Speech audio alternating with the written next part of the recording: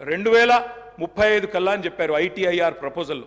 కానీ అధ్యక్ష మా ప్రభుత్వ పనితీరు వల్ల, మా గౌరవ పెద్దలు కేసీఆర్ గారి పనితీరు వల్ల 2022-23 సంవత్సరానికే 2,41,000 కోట్లకు ఐటీ ఎగుమతులను చేర్చింది మా ప్రభుత్వం అధ్యక్ష.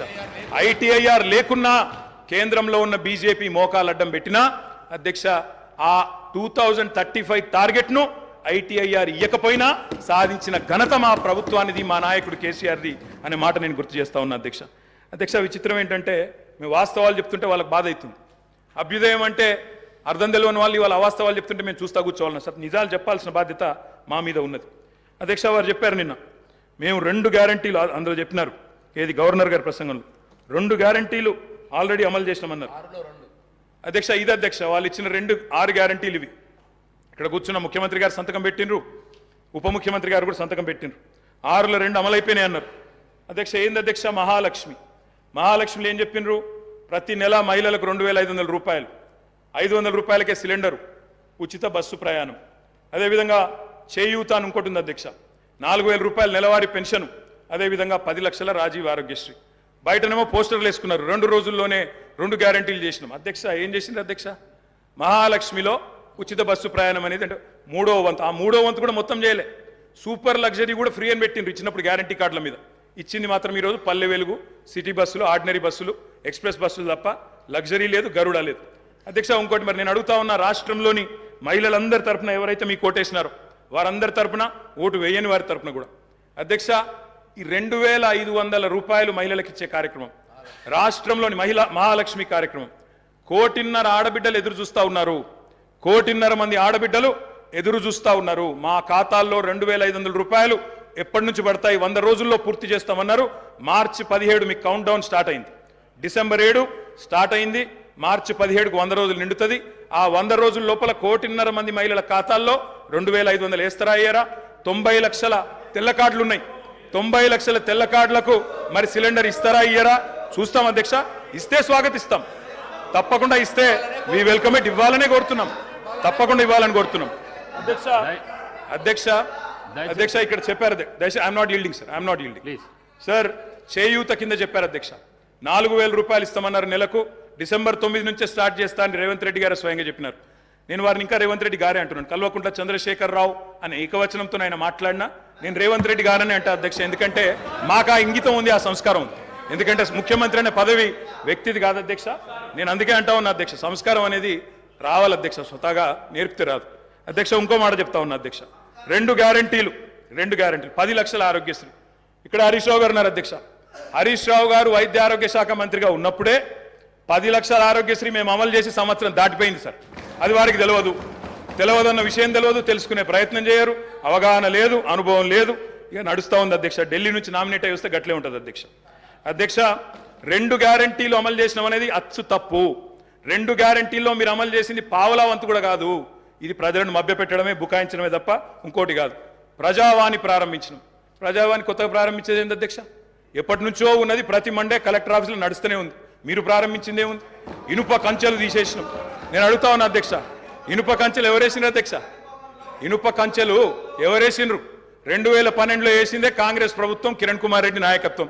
వాళ్ళు వేసిన కంచెలు వాళ్ళే తీసి ఆ ఇల్లును బట్టన్న కప్పచెప్పి ఇప్పుడు అక్కడ ముఖ్యమంత్రి ఉంటలేరు కాబట్టి సహజంగా అక్కడ సెక్యూరిటీ అవసరం లేదని సెక్యూరిటీ తీసేసి దానికి మేమేదో గోడలు బద్దలు కొట్టినాం, కంచెలు తీసేసినాం అధ్యక్ష. ఈ బిల్డప్లు ప్రజలు నమ్మరు అధ్యక్ష.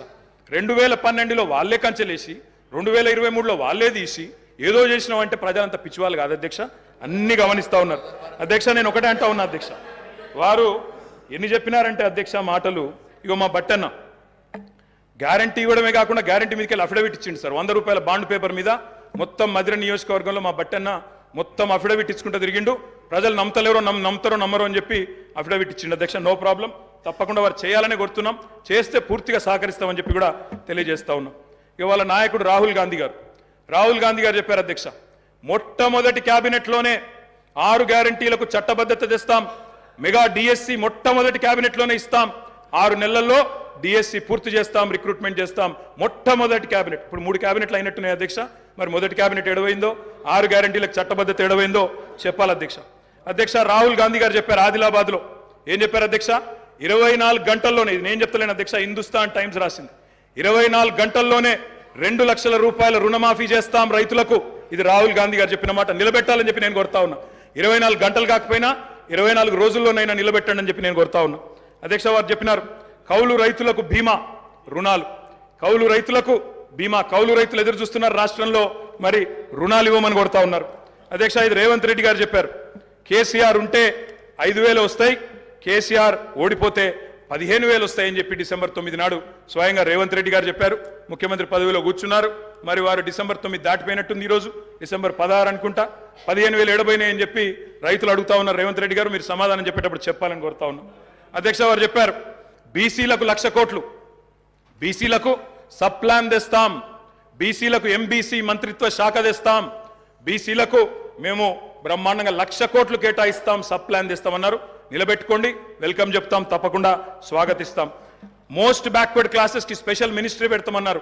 అధ్యక్ష బీసీ డిక్లరేషన్ లో మోస్ట్ బ్యాక్వర్డ్ క్లాసెస్ కి స్పెషల్ మినిస్ట్రీ అన్నారు. ఇప్పటిదాకా కదలికున్నట్టు లేదు. వారికి నేను గుర్తు చేస్తా ఉన్నా, రాష్ట్రంలోని బలహీన వర్గాలు చూస్తా ఉన్నారు, సమాధానం చెప్పేటప్పుడు చెప్పాలని చెప్పి కూడా నేను కోరుతా ఉన్నా. మైనారిటీలకు sub plan, minority sub plan అన్నారు. బడ్జెట్ సెషన్లో ఉన్న తెండి తప్పకుండా మైనారిటీలకు బీసీలకు సబ్ ప్లాన్ తేవాలా, తేకపోతే తప్పకుండా ప్రధాన ప్రతిపక్షంగా మైనారిటీల తరపున బీసీల తరపున గొంతు విప్పుతామని చెప్పి కూడా నేను తెలియజేస్తా ఉన్నా. అధ్యక్ష ఆటో డ్రైవర్లకు నెలకు 1,200 ఇస్తాం, బోర్డు పెడతామని చెప్పి రాహుల్ గాంధీ గారు చెప్పారు. తప్పకుండా నిలబెట్టాలా. 7 లక్షల మంది ఆటో డ్రైవర్లకు ఇస్తామన్నారు, నిలబెట్టుకోవాలని చెప్పి నేను కోరుతా ఉన్నా. రాష్ట్రంలోని తమ్ముళ్ళు ఎదురు చూస్తా ఉన్నారు. మొదటి కేబినెట్ లో మెగా డిఎస్సి అన్నారు, అతి లేదు గతి లేదు. అదేవిధంగా జాబ్ క్యాలెండర్ అన్నారు, టీఎస్పీఎస్సీ ప్రక్షాళన అన్నారు. మరి దాని మీద కూడా తప్పకుండా చెప్పాలా. అధ్యక్ష ఇంకా చెప్పారు అధ్యక్ష, మొదటి ఏడాదిలో 2 లక్షల ఉద్యోగాలు భర్తీ చేస్తామన్నారు. ఆ ఉద్యోగాల వివరాలు ప్రకటించాలని చెప్పి నేను డిమాండ్ చేస్తా ఉన్నా, తప్పకుండా చేయాలని చెప్పి కోరుతా ఉన్నా. ఇక మా సోదరుడు వివేక్ గారు కూడా మాట్లాడినారు అధ్యక్ష. మా వివేక్ అన్న కూడా చెప్పిండు 40,000 ఉద్యోగాలు ఇస్తా చెన్నూరులో అని చెప్పిండు అధ్యక్ష. చెన్నూరు ప్రజలు ఆశగా మా వివేక్ అన్న గురించి చూస్తున్నారు. తప్పకుండా 40,000 ఉద్యోగాలు ఇవ్వాలని చెప్పి కూడా నేను కోరుతా ఉన్నా అధ్యక్ష. అధ్యక్ష ఇంకా చాలా చెప్పారు అధ్యక్ష. ఇట్లా హామీలు 1-2 కాదు అధ్యక్ష, చాలా చెప్పారు. We welcome it. మీరు నిలబెట్టుకోండి, తప్పకుండా నిలబెట్టుకోండి, తప్పకుండా బ్రహ్మాండంగా పనిచేయండి. మేము చేసిన దానికంటే ఎక్కువ పని చేయండి, మేము చేసిన దానికంటే ఎక్కువ పేరు సంపాదించుకోండి. 64 కాకపోతే ప్రజలు మీకు ఇంకా ఎక్కువ ఆశీర్వాదం ఇస్తారు, తప్పకుండా చేసుకోండి, మాకు అభ్యంతరం లేదు. అధ్యక్ష ఇంకొక మాట గవర్నర్ ప్రసంగంలో చెప్పారు అధ్యక్ష, మాకు చాలా విచిత్రం అనిపించింది. అమరుల త్యాగాలు, బలిదానాలు. ఎవరు అధ్యక్ష, ఎవరి వల్ల చనిపోయినారు ఈ అమరులు? యాదిరెడ్డి అనే తమ్ముడు ఢిల్లీకి పోయి ఎవరి పేరు రాసి పెట్టి చచ్చిపోయినాడు అధ్యక్ష. ఇక్కడ ఉన్న వాళ్ళకి వినబడతలేదు మా ఆర్తనాదాలు అని చెప్పి ఢిల్లీకి పోయి రాసి చనిపోయిన మాట వాస్తవం కాదా అధ్యక్ష? తెలంగాణ ఉద్యమాన్ని అనగా తొక్కింది ఎవరు అధ్యక్ష? 1952లో 7 మందిని చంపింది ఎవరు? 69లో 371 మందిని చంపింది ఎవరు? 2004 నుంచి 14 దాకా మరి 100 మంది ప్రాణాలు తీసుకున్నది ఎవరు? శ్రీకాంతచారి గాని, యాదిరెడ్డి గాని, యాదయ్య గాని వారి మరణాలకు కారణం ఎవరు? బలి దేవత ఎవరు? ఇవన్నీ కూడా ప్రజలకు తెలుసు అధ్యక్ష. తప్పకుండా సరైన సమయంలో సరైన నిర్ణయం ప్రజలు తీసుకుంటారు అధ్యక్ష. బలి దేవత అన్నదెవరో కూడా ప్రజలకు తెలుసు అధ్యక్ష. కావాలంటే రికార్డు ప్లే చేయమంటే కూడా చేస్తా. బలి దేవత ఎవరు, బలి దేవత అని అన్నదెవరు, ఇవన్నీ కూడా ప్రజల ముందు ఉన్నాయి, తప్పకుండా చెప్తాం అధ్యక్ష. అధ్యక్ష పౌర హక్కుల గురించి మాట్లాడింది, నియంతృత్వం, నిర్బంధం. ఇక అది జోక్ ఆఫ్ ద మిలేనియం అధ్యక్ష. కాంగ్రెస్ పార్టీ నియంతృత్వం గురించి మాట్లాడడం, నిర్బంధం గురించి మాట్లాడడం, ప్రజాస్వామ్యం గురించి మాట్లాడడం. ఎన్కౌంటర్ల పేరిట 100 మందిని కాల్చి చంపింది ఎవరు అధ్యక్ష? ఎమర్జెన్సీ పెట్టింది ఎవరు అధ్యక్ష? తెలంగాణలో నెత్తురు కారిచ్చింది ఎవరు అధ్యక్ష? పౌర హక్కుల హననం చేసింది ఎవరు అధ్యక్ష? మీ హయాంలోనే కదా గ్రీన్ టైగర్లు, బ్లాక్ కోబ్రాలు, నయీం ముఠాలు విచ్చలవిడిగా తిరిగింది ఎవరు? పెంచింది ఎవరు అధ్యక్ష? వీళ్ళు కాదా? ఇలా మాట్లాడుతున్నారు అధ్యక్ష పౌర హక్కుల గురించి. అధ్యక్ష మా సీతక్క గారికి తెలుసు, అధ్యక్ష పౌర హక్కుల గురించి. ఆనాడు చర్చల కోసం నక్సలైట్లను పిలిచి కాల్చి చంపింది ఎవరు అధ్యక్ష?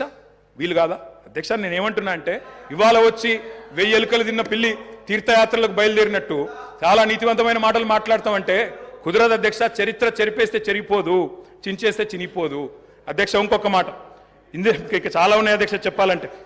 అధ్యక్ష ఒక్క మాట, విద్యుత్ రంగం గురించి చాలా చెప్పారు అధ్యక్ష. విద్యుత్ రంగం గురించి చాలా చెప్పారు అధ్యక్ష. విద్యుత్ రంగం మీద వాస్తవాలు చెప్పాల్సిన బాధ్యత మా మీద ఉంది. ఇవాళ శ్వేతపత్రాలు అంటున్నారు అధ్యక్ష. వీళ్ళు కొత్తగా ప్రచురించేది ఏం లేదు అధ్యక్ష, మేమే ప్రచురించిన ఆల్రెడీ శ్వేతపత్రాలు. ఇగో కోకొల్లలుగా ఒకటి కాదు అధ్యక్ష, శాఖల వారీగా 10 సంవత్సరాలు తెలంగాణ దశాబ్ది ఉత్సవాల సందర్భంగా అన్ని శాఖల శ్వేతపత్రాలు మేము ప్రచురించినాం.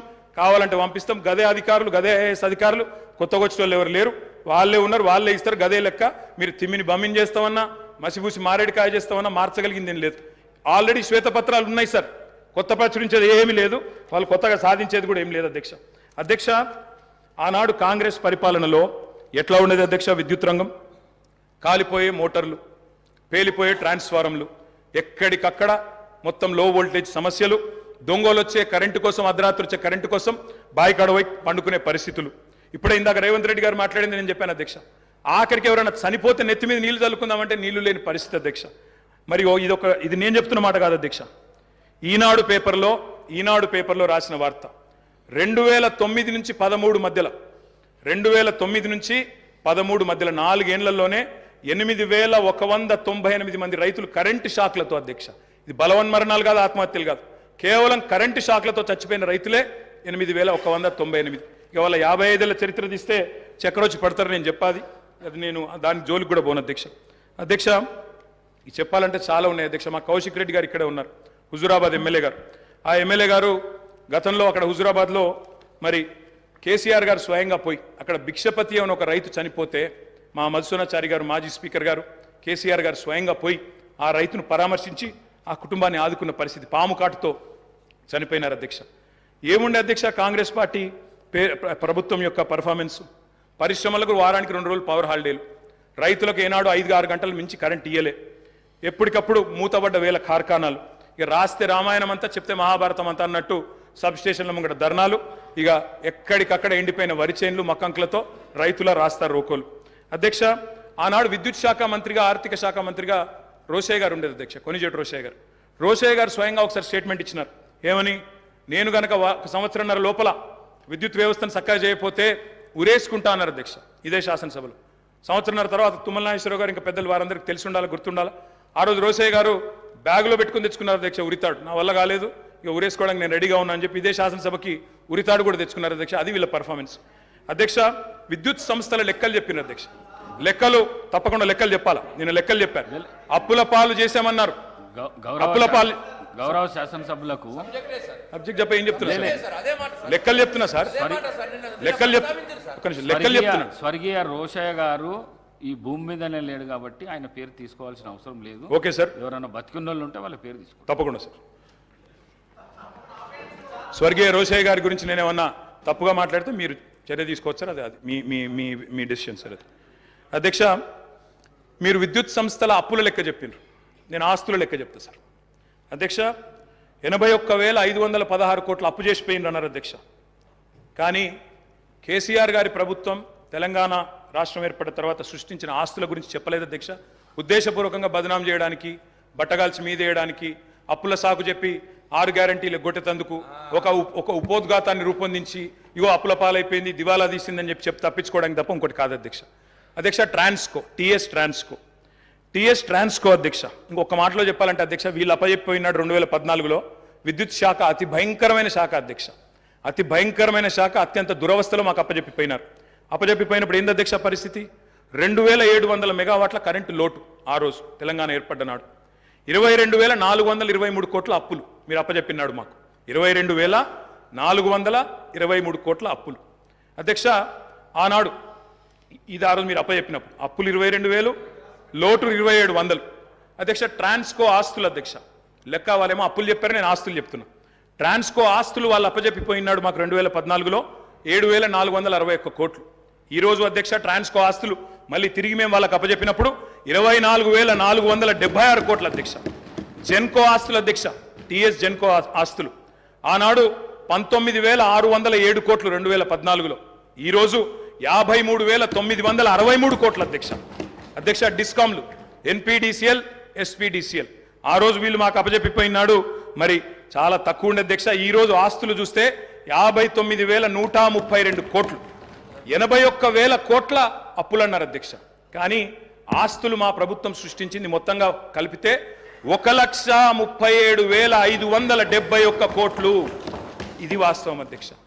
ఆస్తులు మాత్రం చూపెట్టకుండా అప్పులు మాత్రం చూపెట్టి తిమ్మిని బమ్మిని చేసి ఏదో బుకాయించేదో చేస్తాం, జాదుగర్ చేస్తామంటే కుదరదు అధ్యక్ష. అధ్యక్ష, మొత్తం డిస్టర్బే చేశారు అధ్యక్ష. I'm just getting started. మీరు దయచేసి మొత్తం 5 మంత్రులు ముఖ్యమంత్రి గారు డిస్టర్బ్ చేశారని మాట్లాడే అవకాశం ఇవ్వలేదు. ఇంకోటి నేను సబ్జెక్టే మాట్లాడుతున్నా సార్, ఒక్కటి కూడా అన్పార్లమెంటరీ మాట మాట్లాడలేదు, సబ్జెక్ట్ తప్ప ఇంకో మాట మాట్లాడలేదు. అవకాశం ఇవ్వండి. ప్రతిపక్షాలు నిర్మాణాత్మకమైన సూచనలు చేస్తే వారు వెల్కమ్ చెప్తానన్నారు, అందుకే చెప్తున్నా అధ్యక్ష 4,000 మెగావాట్ల యాదాద్రి థర్మల్ పవర్ ప్రాజెక్ట్ అధ్యక్ష దామరచెర్ల మండలం మిర్యాలగూడలో పెట్టినాము. అది రేపో మాపో కమిషన్ అవుతుంది. తప్పకుండా దాన్ని కూడా మరి పూర్తి స్థాయిలో నిర్మించాలని ప్రభుత్వాన్ని కోరుతా ఉన్నా. 1080 మెగావాట్ల భద్రాద్రి అధ్యక్ష దాన్ని కూడా నిర్మించాం.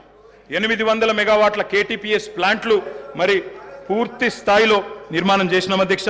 తప్పకుండా దాన్ని కూడా వారు పూర్తిగా మరి సవ్యంగా ముందుకు తీసుకొని పోవాలని కోరుతా ఉన్నా అధ్యక్ష. ఇంకా విద్యుత్ రంగానికే వస్తే నేను ఒక మాట అడుగుతా ఉన్నా అధ్యక్ష. ఉదయ్ స్కీమ్లో చేరినాం అధ్యక్ష. కేంద్ర ప్రభుత్వం ఆనాడు మమ్మల్ని అడిగింది, డిస్కామ్లు లాస్ట్లో ఉన్నాయి, ఉదయ్ అనే స్కీమ్ తెస్తున్నాము, ఆ డిస్కామ్లకు ఉన్న అప్పుల్ని మీరు స్టేట్ బ్యాలెన్స్ షీట్ మీద తీసుకోండి, మెయిన్ బడ్జెట్లో తీసుకోండి అంటే ఆనాడు స్టేట్ బడ్జెట్ మీద మీరు వదిలిపెట్టిపోయిన అప్పుల్ని 11,000 కోట్ల అప్పులు డిస్కామ్లకు ఉంటే వాటిని తీసుకోవడమే కాకుండా 9,000 కోట్లు చెల్లించిన ఘనత కేసీఆర్ గారి ప్రభుత్వం అనే మాట వారికి నేను విజ్ఞప్తి చేస్తా ఉన్నా అధ్యక్ష. ఇంకొక మాట, ఇక్కడ విద్యుత్ శాఖ మంత్రి గారు లేరనుకుంటాను అధ్యక్ష, ముఖ్యమంత్రి గారి దగ్గరే ఉందేమో, బట్టి గారి దగ్గర ఉన్నట్టుంది అధ్యక్ష. బట్టి అన్న కూడా వినాలా అధ్యక్ష. విద్యుత్ సంస్థలు విద్యుత్ ఉత్పత్తి కేంద్రాలకు ఒక ప్రత్యేకత ఉంటుంది అధ్యక్ష. సెల్ఫ్ హైపాతికేషన్ ఉంటుంది అధ్యక్ష. సెల్ఫ్ హైపాతికేషన్ అంటే ఏంది అధ్యక్ష? అంటే ఆస్తుల నిర్మాణం జరుగుతూ ఉంది కాబట్టి ఒక అప్పు తీసుకొచ్చి పిఎఫ్సి ద్వారానో ఆర్ఈసి ద్వారానో దబ్బను ఒకవేళ అప్పు కట్టకపోతే ఆ విద్యుత్ కేంద్రాన్ని పూర్తిగా ఓనర్షిప్ తీసుకొని అమ్మేసి కావాలంటే అప్పును పూడ్చుకునే శక్తి ఉంటుంది అధ్యక్ష. అంటే ఆస్తి సృష్టిస్తే అప్పు కట్టడానికి పరపతి ఉంటుందనే ఉద్దేశంతో దాన్ని సెల్ఫ్ హైపాతికేషన్ అంటారు. అక్కడ గవర్నమెంట్ ఇచ్చేది కేవలం గ్యారంటీ మాత్రమే బట్టన్న, మీరే ఫైనాన్స్ మినిస్టర్ కూడా. కాబట్టి దాన్ని ఏదో 81,000 కోట్ల అప్పు అని చెప్పి ఇవాళ ఆ గృహజ్యోతి అనే కార్యక్రమం నుంచి మీరు ఏదో ఎగ్గొట్టడానికి తప్పుకునేటట్టు ప్రయత్నం చేస్తున్నట్టు కనబడుతుంది తప్ప ఇంకోటి కాదు. దయచేసి మహిళలకు ఇచ్చిన మాట, రాష్ట్రంలోని మధ్యతరగతి కుటుంబాలకు ఇచ్చిన మాట 200 యూనిట్లు ఫ్రీగా ఇస్తామని నిలబెట్టుకోండి. అప్పుల కంటే ఆస్తులు ఎక్కువ ఉన్నాయి. 1,37,571 కోట్ల ఆస్తులు సృష్టించి మీకు అప్పచెప్పాం, సవ్యంగా నడపండి అని చెప్పి కూడా నేను విజ్ఞప్తి చేస్తా ఉన్నా అధ్యక్ష. నేను ఇంకొక మాట అడుగుతా ఉన్నా అధ్యక్ష. విద్యుత్ ప్లాంట్లు కట్టడం తప్ప అధ్యక్ష? 2,700 మెగావాట్ల లోటుతో మీరు అప్పచెప్పిపోతే వాటిని అలా పెంచి బ్రహ్మాండంగా 19,000 మెగావాట్లకు చేర్చడం మేము చేసిన తప్ప? 7,700 మెగావాట్ల నుంచి 19,000 మెగావాట్ల సామర్థ్యాన్ని పెంచడం తప్ప? ఇవాళ రాబోయే సంవత్సరంలో మీరే ఎంజాయ్ చేస్తారు. 25,000 మెగావాట్లకి ఆ కెపాసిటీ పెరగబోతా ఉంది. రాష్ట్రంలో విద్యుత్ వినియోగం ఎంత పెరిగినా మీరే కదా రేపటి రోజున ప్రభుత్వాన్ని నడిపేది. వచ్చే సంవత్సరంలో కూడా తప్పకుండా మీకే ఆ వెసులుబాటు ఉంటుంది. Government is a permanent institution అధ్యక్ష. కాబట్టి ఆ విషయంలో బేసిజాలు అవసరం లేదు. మరి మీరు కొంత చేసినారు, మేము ఇంకా బాగా చేసినాం. 7,700 నుంచి 25,000 మెగావాట్లకు తీసుకొని పోయినాం. అభినందించండి. నిజంగా మేము గతంలో రాజశేఖర రెడ్డి గారిని, చంద్రబాబు నాయుడు గారిని, గతంలో పనిచేసిన ముఖ్యమంత్రుల్ని మా ముఖ్యమంత్రి గారు స్వయంగా ఆనాడు అక్కడ కూర్చున్నప్పుడు లేచి మరీ అభినందించినారు. గతంలో పనిచేసిన వాళ్ళు కూడా బాగా పనిచేశారు, మేము కూడా ట్రై చేస్తామని చెప్పాను తప్ప ఎవరూ ఏం చేయలేదన్న మాట ఎన్నడూ చెప్పలేదు అధ్యక్ష. ఒక ఛాలెంజ్గా తీసుకున్నాం అధ్యక్ష, విద్యుత్ సంస్థల్ని నడపడం, రాష్ట్ర ప్రజలకు నాణ్యమైన విద్యుత్ ఇవ్వడం అనేది. మేము వచ్చినాడు నార్త్ సౌత్ లింక్ కారిడార్ లేదు, పక్క రాష్ట్రం పీపీఎల్ రద్దు చేసుకుంది, లోవర్ సీలేర్ ప్లాంట్ గుంజుకున్నారు, విభజన చట్టం ప్రకారం ఇవ్వడానికి ఒప్పుకోలేదు. ఇవన్నీ ఉండగా ఆనాడు ఇవాళ మేము చేసిన కృషి వల్ల మరి తలసరి విద్యుత్ వినియోగంలో ఆనాడు 2014లో 1,196 యూనిట్లుంటే ఈరోజు 2,349 యూనిట్లు, highest in the country per capita consumption of power, number 1 Telangana అధ్యక్ష. విద్యుత్ వినియోగం అనేది మన డెవలప్మెంట్ కూడా ఒక కొలమానం అధ్యక్ష. దాన్ని కూడా ప్రభుత్వం అర్థం చేసుకోవాలని నేను కోరుతా ఉన్నా అధ్యక్ష. ఆనాడు రాష్ట్ర పీక్ డిమాండ్ వాళ్ళు ఉన్ననాడు పీక్ డిమాండ్ వాజ్ 5,661 మెగావాట్స్ అధ్యక్ష. మేము దిగిపోయే నాటికి 15,497 మెగావాట్లకి పీక్ డిమాండ్ పెరిగింది. ఉమ్మడి రాష్ట్రం కంటే మరి పీక్ డిమాండ్ పెరిగింది. వ్యవసాయ మోటార్ కనెక్షన్ల అధ్యక్ష, వ్యవసాయ స్థిరీకరణ చేసినాం కాబట్టే, చెరువులు బాగా చేసినాం, భూగర్భ జలాలు పెంచినాం కాబట్టే, రైతులకు వ్యవసాయాన్ని పండుగ చేసినాం కాబట్టే వాళ్ళు ఇచ్చిపోయినాడు.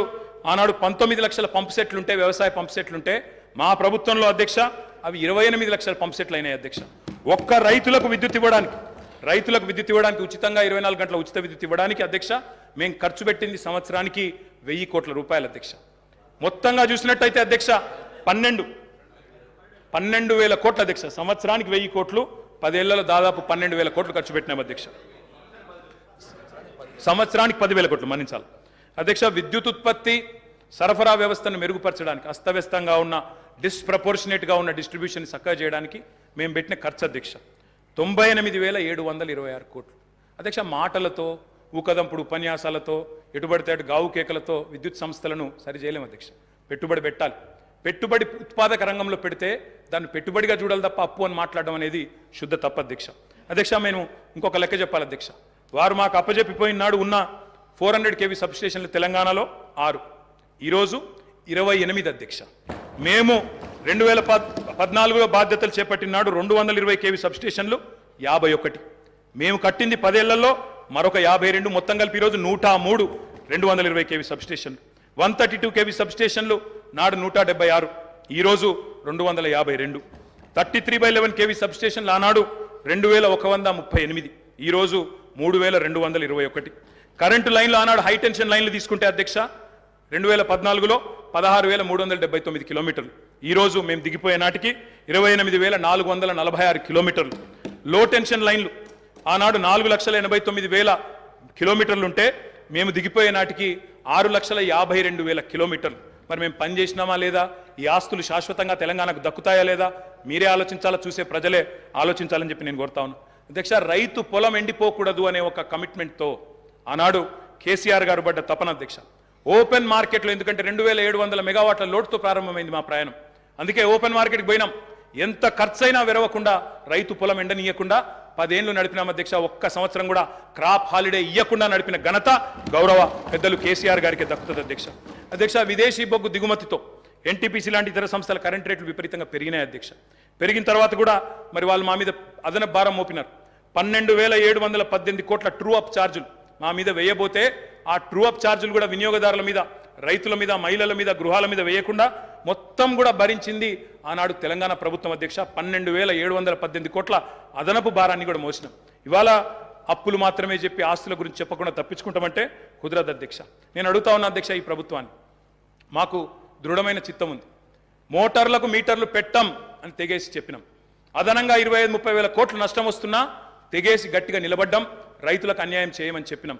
ఈ ప్రభుత్వం ఆ మాట మీద నిలబెడుతుందా లేదా మోటార్లకు మీటర్లు పెడుతుందా చెప్పాలని చెప్పి కూడా నేను గౌరవ ముఖ్యమంత్రి గారిని కోరుతా ఉన్నా. రాష్ట్రంలోని రైతులందరి పక్షాన కూడా తప్పకుండా ప్రశ్నిస్తా ఉన్నా. ఉచిత విద్యుత్తును ఊడగొట్టే పన్నాగాన్ని ప్రతిఘటించిన అధ్యక్ష. నేను ఒకటే కోరుతా ఉన్నా, కొత్తగా వచ్చిన ప్రభుత్వం ఒకటి కోరుతా ఉన్నా అధ్యక్ష, విద్యుత్ విషయంలో 3 గంటల కరెంటు, 10 HP మోటార్లు, ఆ మాటలు వినవద్దనే కోరుకుంటున్నాం అధ్యక్ష. 24 గంటల కరెంటే ఉండాలని కోరుకుంటున్నాం. వ్యవసాయానికి 24 గంటల కరెంటే ఉండాలా, గృహాలకు 24 గంటల కరెంటే ఉండాలా, పరిశ్రమలకు కూడా మళ్ళీ పవర్ హాలిడే ఇచ్చే దుస్థితి రాకూడదని కోరుతా ఉన్నాం. వారే పిలుపునిచ్చారు అధ్యక్ష. కరెంటు బిల్లులు కట్టొద్దు, మేము వచ్చేస్తున్నాం కట్టకండి అన్నారు. మరి రాష్ట్రంలో ప్రజలు కట్టబోవడం లేదు. మరి వెంటనే మీరు గృహజ్యోతి కార్యక్రమాన్ని ప్రారంభించి మరి ఆ ఇచ్చిన హామీని కూడా నెరవేర్చాలని చెప్పి కూడా నేను కోరుతా ఉన్నా అధ్యక్ష. వ్యవసాయం విషయానికి వస్తే అధ్యక్ష, ఆనాడు మీకు తెలుసు అధ్యక్ష, ఎండిన చెరువులు, ప్రాజెక్టులు కట్టలేదు, రకరకాల అవస్థలు. ఒక్కొక్క ప్రాజెక్ట్ ఎస్ఆర్ఎస్పి కానీ అప్పర్ మానేరు, నా కాన్స్టిట్యున్సీ అధ్యక్ష, అప్పర్ మానేరు అధ్యక్ష 12 ఏళ్ళకి ఒకసారి నిండేది. కుడెల్లి వాగులో, మంజీరాలో నీళ్ళే వచ్చేది కాదు అధ్యక్ష. ఆనాడు ఎన్నడూ ప్రాజెక్టుల విషయంలో పెద్దగా పట్టించుకోలేదు అధ్యక్ష. మరి ఇక నేను మళ్ళీ ఎక్కువ మాట్లాడితే ఎక్కువ మాట్లాడినాను అంటారు అధ్యక్ష. నేను దాని జోలికి పోను. ఆ రోజు కాంగ్రెస్ పరిపాలనలో పరిస్థితి ఏంటంటే అధ్యక్ష, కొంతమంది రైతులది వాళ్ళ ఇంటి పేరే ఆఖరికి వ్యవసాయంలో వచ్చిన ఛాలెంజ్ల వల్ల వాళ్ళ ఇంటి పేర్లే మారిపోయిన పరిస్థితి. నల్గొండ పక్కకు మూషంపల్లి అని ఒక ఊరు ఉంటుంది అధ్యక్ష. ఆ ఊళ్ళో రామరెడ్డి గారు అని ఒక పెద్ద మనిషి, పాపం ఆయన 54 బోర్లేసి, బోర్లు వడక ఆఖరికి ఆయన ఊళ్ళో ఆయన పెట్టిన పేరే బోర్ల రామరెడ్డి. బొక్కబోర్ల పడ్డ రామరెడ్డి, బొక్కబోర్ల పడ్డ వ్యవసాయం, బోర్ల రామరెడ్డి ఆయన ఇంటి పేరు అయిపోయింది అధ్యక్ష. అది ఆనాడు పరిస్థితి అధ్యక్ష, చుక్క నీరు రాని పరిస్థితి. అదేవిధంగా అధ్యక్ష, మా శ్రీధర్ బాబు గారికి తెలుసు, ఆయన మంత్రిగా ఉండే ఆనాడు, నేను ఎమ్మెల్యేగా ఉంటే 2009-10లో. ఆ రోజు అధ్యక్ష వెంకటాపూర్ అనే ఊరు, ఎల్లారెడ్డిపేట మండలం, ఒక దళిత రైతు మునిగే ఎల్లయ్య అనే రైతు ఎరువుల కోసం లైన్లో నిలబడి సొమ్మసిల్లిపోయి అక్కడే మూర్ఛ వచ్చి మరణించిన పరిస్థితి. ఇది నేనేం వక్రీకరిస్తలేను, ఏం వేరే చెప్తలేను అధ్యక్ష, ఉన్న వాస్తవాలే చెప్తా ఉన్నా. ఆ రోజు మీరు మంత్రిగా ఉన్నారు అధ్యక్ష. ఇట్లా ఎన్నో ఉన్నాయి అధ్యక్ష. వారి పరిపాలనకి మా పరిపాలనకి తేడా ఏంటంటే అధ్యక్ష, ఒక సంవత్సరం కిందట మా సురభి వాణీదేవి గారు ఎమ్మెల్సీ ఎన్నికల్లో నేను ప్రచారం చేస్తూ ఉంటే అధ్యక్ష, ఒకరోజు కాలేజీల యాజమాన్యాలతో మీటింగ్ పెట్టినాను. మీటింగ్ పెట్టినప్పుడు అందరు యాజమాన్యాలు వచ్చినారు. వస్తే నేను కొద్దిసేపు ఉపన్యాసం చెప్పి, మేము బాగా పనిచేస్తున్నాం, మాకు ఓటేయండి అని చెప్పి పొద్దున బ్రేక్ఫాస్ట్ మీటింగ్. వాళ్ళందరూ చాలా గంభీరంగా ఉన్నారు సార్. గంభీరంగా ఉంటే నాకు అనుమానం వచ్చింది, వీళ్ళు ఓట్లు వేస్తారా లేదా ఏం సంగతి అని చెప్పి అక్కడ పెద్ద మనిషి దగ్గర పోయి అడిగినాను సార్. అయ్యా పెద్ద మనిషి, మరి మీరేం సార్ ఇంత సీరియస్గా ఉన్నారు, ఓటేస్తారా లేదా అని అడిగిన. ఆయన అన్నారు, ఒక్క నిమిషం మైక్ ఇస్తారా నాకు అన్నారు. తీసుకోండి అని చెప్పినాను సార్. ఆయన పేరు అధ్యక్ష, ఆ పెద్ద మనిషి పేరు కృష్ణారెడ్డి గారు. మన ఐతవోలోనే ఊరు, మన మహబూబ్ నగర్ జిల్లా, పూర్వ మహబూబ్ నగర్ జిల్లా, ప్రస్తుత నాగర్ కర్నూలు జిల్లా అధ్యక్ష. ఆయన గొప్ప మాట చెప్పినారు అధ్యక్ష. ఆయన ఏమన్నారంటే, నా పేరు కృష్ణారెడ్డి అండి, నేను ఎస్విఎస్ అనే మెడికల్ కాలేజ్ నడుపుతాను మహబూబ్ నగర్ జిల్లాలో.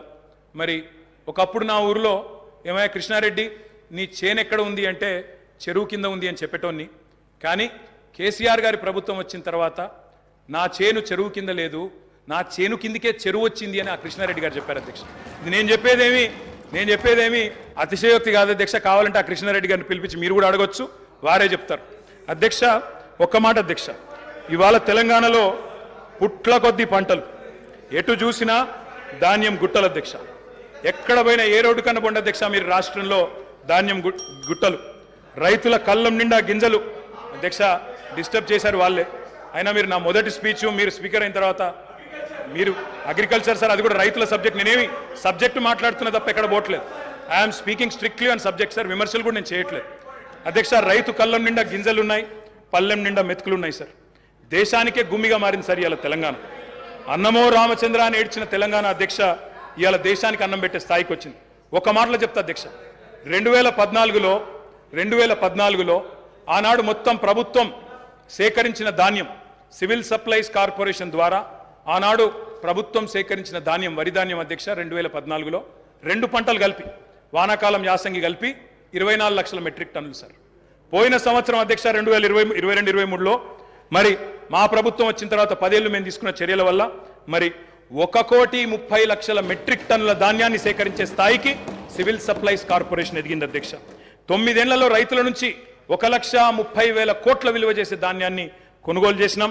పంటల విస్తీర్ణాన్ని 1,31,00,000 ఎకరాల నుంచి 2,68,00,000 ఎకరాలకు చేర్చింది కేసీఆర్ గారి ప్రభుత్వం అధ్యక్ష.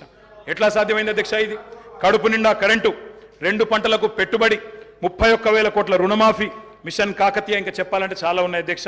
కొత్త గోడౌన్లు, కొత్తగా ఎన్నో కార్యక్రమాలు ఉన్నాయి. నేను అనేది ఒకటే అధ్యక్ష, మీరు మాట ఇచ్చారు, రైతు భరోసా అన్నారు, డిసెంబర్ 9 నాడే 15,000 వేస్తాం, ఒక 4 రోజుల తర్వాత ఆగితే 10,000 కాదు 15,000 పడతాయన్నారు. కేసీఆర్ ఓడిపోతే 15,000 వస్తాయన్నారు. మరి రైతులు ఎదురు చూస్తున్నారు, వేయాలనే కోరుతా ఉన్నాం. అదేవిధంగా మీరు చెప్పారు 2 లక్షల రుణమాఫీ ఏకకాలంలో సింగిల్ స్ట్రోక్ చేస్తామన్నారు. 24 గంటలు అన్నారు, 24 రోజుల్లోనే చేయమని చెప్పి రాష్ట్రంలోని లక్షలాది మంది రైతుల తరపున కోరుతా ఉన్నారు. అదేవిధంగా అప్పు లేకపోతే అర్జెంటుగా బ్యాంకుకు పోండి, 2 లక్షల వరకు లోన్ తెచ్చుకోండి అని స్వయంగా ముఖ్యమంత్రి గారు, ఆనాటి పిసిసి అధ్యక్షుడు వారే పిలుపునిచ్చినారు. ఆయన పిలుపుని అందుకొని స్ఫూర్తి తీసుకొని రైతులు లోన్లు తెచ్చుకున్నారు, ఎదురు చూస్తున్నారు. మరి వెంటనే 2 లక్షల రుణమాఫీ జరుగుతుందని. అదేవిధంగా అధ్యక్ష రైతు బీమా పెట్టాం, ఇంకా చాలా కార్యక్రమాలు చేసినాం. మీరు కౌలు రైతులకు కూడా బీమా అన్నారు, తప్పకుండా చేయండి, వీల్ వెల్కమ్ ఇట్. ఇంకొక మాట కూడా నేను చెప్తా ఉన్నా అధ్యక్ష, వ్యవసాయం విషయానికి వస్తే నాకు బాధ ఎక్కడ అనిపించిందంటే అధ్యక్ష, నిన్న గవర్నర్ ప్రసంగంలో పౌర సరఫరాల శాఖ గురించి కూడా అసత్యాలు చెప్పారు అధ్యక్ష, సత్యదూరమైన విషయాలు చెప్పారు. 56,000 కోట్ల అప్పులున్నాయి సివిల్ సప్లైస్ కార్పొరేషన్కి అని చెప్పినారు. మంత్రి గారు లేరు కానీ చెప్తాను అధ్యక్ష, ఇది శుద్ధ సత్యదూరమైన మాట అధ్యక్ష. పౌర సరఫరాల శాఖ యొక్క విధి ఏంది అధ్యక్ష? రైతుల దగ్గర ధాన్యం కొనాలి, ఎఫ్సిఐకి మిల్లింగ్ చేసి అమ్మాలి. ఈరోజు పరిస్థితి ఏంటంటే అధ్యక్ష, నేను కూడా లెక్కలు తీసుకున్నాను. పౌర సరఫరాల శాఖ దగ్గర ప్రస్తుతం ఉన్న స్టాకుల విలువ దాదాపు 30,000 కోట్ల విలువ చేసే స్టాకులు ఇవాళ పౌర సరఫరాల శాఖ దగ్గర ఉన్నాయి. రిసీవబుల్స్ అంటే కేంద్రానికి మనం ఆల్రెడీ ఇచ్చిన ధాన్యానికి విరుద్ధంగా మనకు రావాల్సిన డబ్బులు అధ్యక్ష దాదాపు 17,000 కోట్లు ఉన్నాయి. అంటే 2 కలిపితేనే 47,000 కోట్ల రూపాయలు అయితే స్టాక్ల రూపంలో లేదా రిసీవబుల్స్ రూపంలో మీ దగ్గర ఉన్నాయి. కానీ మీరేం చేస్తున్నారు అధ్యక్ష? ఆ వీటిని చూపెట్టకుండా, రిసీవబుల్స్ చూపెట్టకుండా, స్టాక్ యొక్క మార్కెట్ వాల్యూ చెప్పకుండా 56,000 కోట్ల అప్పులు అని చెప్తా ఉన్నారు అధ్యక్ష. అప్పులు కూడా ఎక్కడ ఉంటాయి అధ్యక్ష? సివిల్ సప్లైస్ కార్పొరేషన్కి. రైతు దగ్గర మనం పంట కొంటాం, కొన్న తర్వాత వాళ్ళకి పైసలు ఇవ్వాలి, మనం మిల్లింగ్ చేసి మళ్ళీ ఎఫ్సిఐకి ఇవ్వాలి. ఎఫ్సిఐ నుంచి పైసలు వచ్చే వరకు 4-5 నెలలు అవుతుంది సార్, అప్పుడప్పుడు 6-7 నెలలు కూడా అవుతుంది. ఆ ఇంటరిమ్ పీరియడ్లో రైతుకు మనమే పైసలు ఇస్తాం కాబట్టి ఆ మిత్ ఏదైతే జరుగుతుందో దాని మీద వచ్చిన దాన్ని కూడా అప్పు కింద చూపెట్టే పరిస్థితి చేసినారు అధ్యక్ష. అంటే 7-8 కోట్ల అప్పు లేదా 9,000 కోట్ల అప్పు ఉంటే అది కూడా ఎందుకు వచ్చింది అధ్యక్ష? రైతుకు మిత్తి దాకొద్దు, రైతుకు సకాలంలో పేమెంట్ ఇవ్వాలని చెప్పి మేము చేసిన ప్రయత్నాన్ని అభినందించకపోగా ఇవాళ ఈ రకంగా బట్టగాల్చి మీదేసే ప్రయత్నం ఏదైతే చేస్తూ ఉన్నారో ఇది కరెక్ట్ కాదు అధ్యక్ష. ఇంకొక మాట అధ్యక్ష, అప్పుల గురించి చెప్పారు. ఇంకొక మాట అన్నారు అధ్యక్ష, చాలా బాధాకరం. ఏమన్నారు అధ్యక్ష? ఎంత దారుణమైన మాట అంటే, ఇందాక దారుణమైన ప్రసంగం ఎందుకన్నా అంటే ఎంత మాట అన్నారు అధ్యక్ష? రాష్ట్రం దివాలా తీసింది అన్నారు అధ్యక్ష. దివాలా తీసింది రాష్ట్రం కాదు అధ్యక్ష, దివాలా తీసింది మీ రాజకీయ ప్రసంగం అధ్యక్ష. దివాలా కోరు ప్రసంగం అది. ఎందుకంటున్నా అధ్యక్ష అంటే ఇట్స్ పొలిటికలీ ఇంటెలెక్చువలీ బ్యాంక్రప్ట్ స్పీచ్ అది అధ్యక్ష. నేను ఒక్క మాట చెప్తాను అధ్యక్ష. ఎట్లుందంటే తెలంగాణలో సామెత ఉంటుంది సార్, గుమ్మి నిండా వడ్లు ఉండాలి, గూటం వల్ల పిల్లలు ఉండాలన్నట్టు. గుమ్మి నిండా వడ్లు అట్లే ఉండాలి భద్రంగా, పిల్లలు మాత్రం గూటాలు లెక్క తయారు కావాలన్నట్టు. అవుతుందా సార్? గుమ్మిల వడ్లు కొంత తీస్తేనే కదా పిల్లలకు కొంత పెట్టగలిగేది. అందుకే అంటా ఉన్నా అధ్యక్ష, నేను ఇవాళ తెలంగాణ తన ఆర్థిక పరపతిని వినియోగించుకొని బ్రహ్మాండంగా భవిష్యత్తు మీద పెట్టుబడి పెట్టింది, క్యాపిటల్ ఎక్స్పెండిచర్ చేసింది. మేము ఇవాళ చేసిన ప్రయత్నం వల్ల ఏం జరిగింది అధ్యక్ష? బ్రహ్మాండంగా ఈరోజు 1-2 కాదు అధ్యక్ష, కేంద్ర ప్రభుత్వ సంస్థలే చెప్తా ఉన్నాయి, Telangana per capital income highest in the country అనే మాట స్వయంగా రిజర్వ్ బ్యాంక్ ఆఫ్ ఇండియా చెప్తా ఉంది. ఏ స్టేట్లో లేని పర్ క్యాపిటల్ తలసరి ఆదాయం తెలంగాణదని చెప్తా ఉంది అధ్యక్ష. మరి అప్పు అంటారు, అప్పు చేసి మేము దేని మీద పెట్టినాం అధ్యక్ష? అప్పు అంటారు, ఆస్తుల గురించి చెప్పరు అధ్యక్ష. నెట్వర్త్ చూడరు, నెట్వర్త్ గురించి చెప్పరు. అప్పు చేసి మీలాగా పప్పు పిల్లలు పంచలేదు మేము. అప్పు చేసి చెప్తాను సార్, కాళేశ్వరం తొందర ఎందుకు పడుతున్నాం? చెప్తా తొందర ఎందుకు పడుతున్నాం? బరాబర్ చెప్తా. రాజగోపాల్,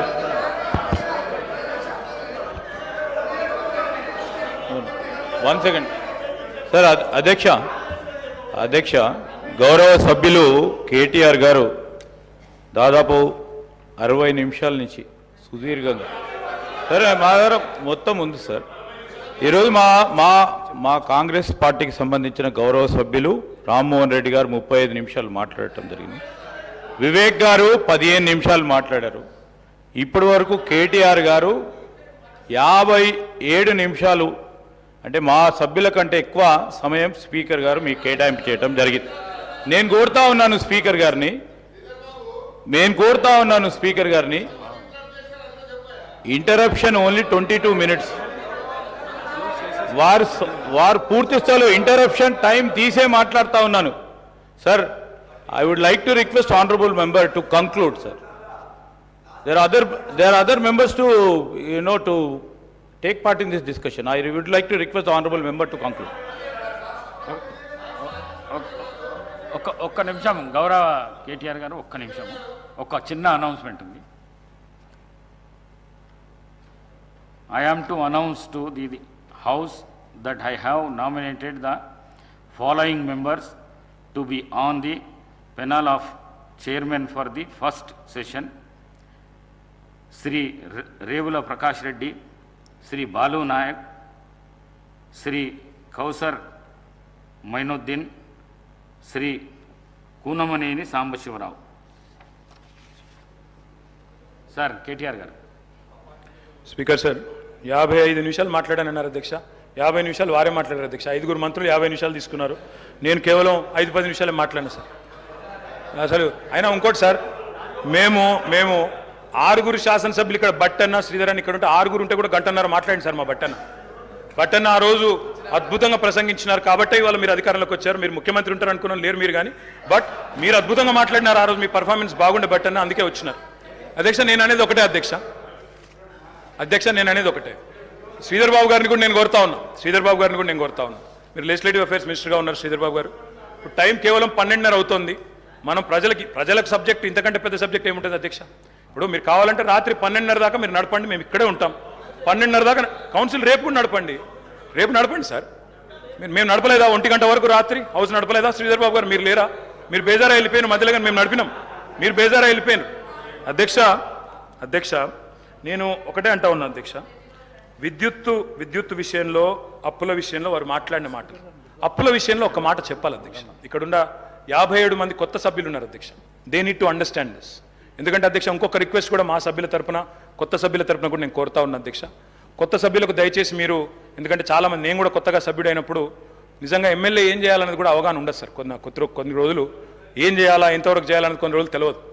మీరు కూడా దయచేసి స్పీకర్ గారు, కొత్తగా లెజిస్లేటివ్ అఫైర్స్ మినిస్టర్ గారు, ఒక 3-4 డేస్ ఓరియంటేషన్ కూడా పెట్టండి. మీ సభ్యులు ఉన్నారు, మా సభ్యులు ఉన్నారు, కొత్త వాళ్ళు చాలామంది ఉన్నారు. సీనియర్లతో కొంతమందితో చెప్పించండి, వాళ్ళకు కూడా లాభం జరుగుతుంది, సభ కూడా మంచిగా నడుస్తుంది. కాబట్టి దయచేసి ఆ దిశగా మీరు కూడా ఆలోచన చేయాలని కోరుతా ఉన్నా అధ్యక్ష. అప్పులను ఎన్నడూ వేరుగా చేసి చూడడం తప్పు అధ్యక్ష.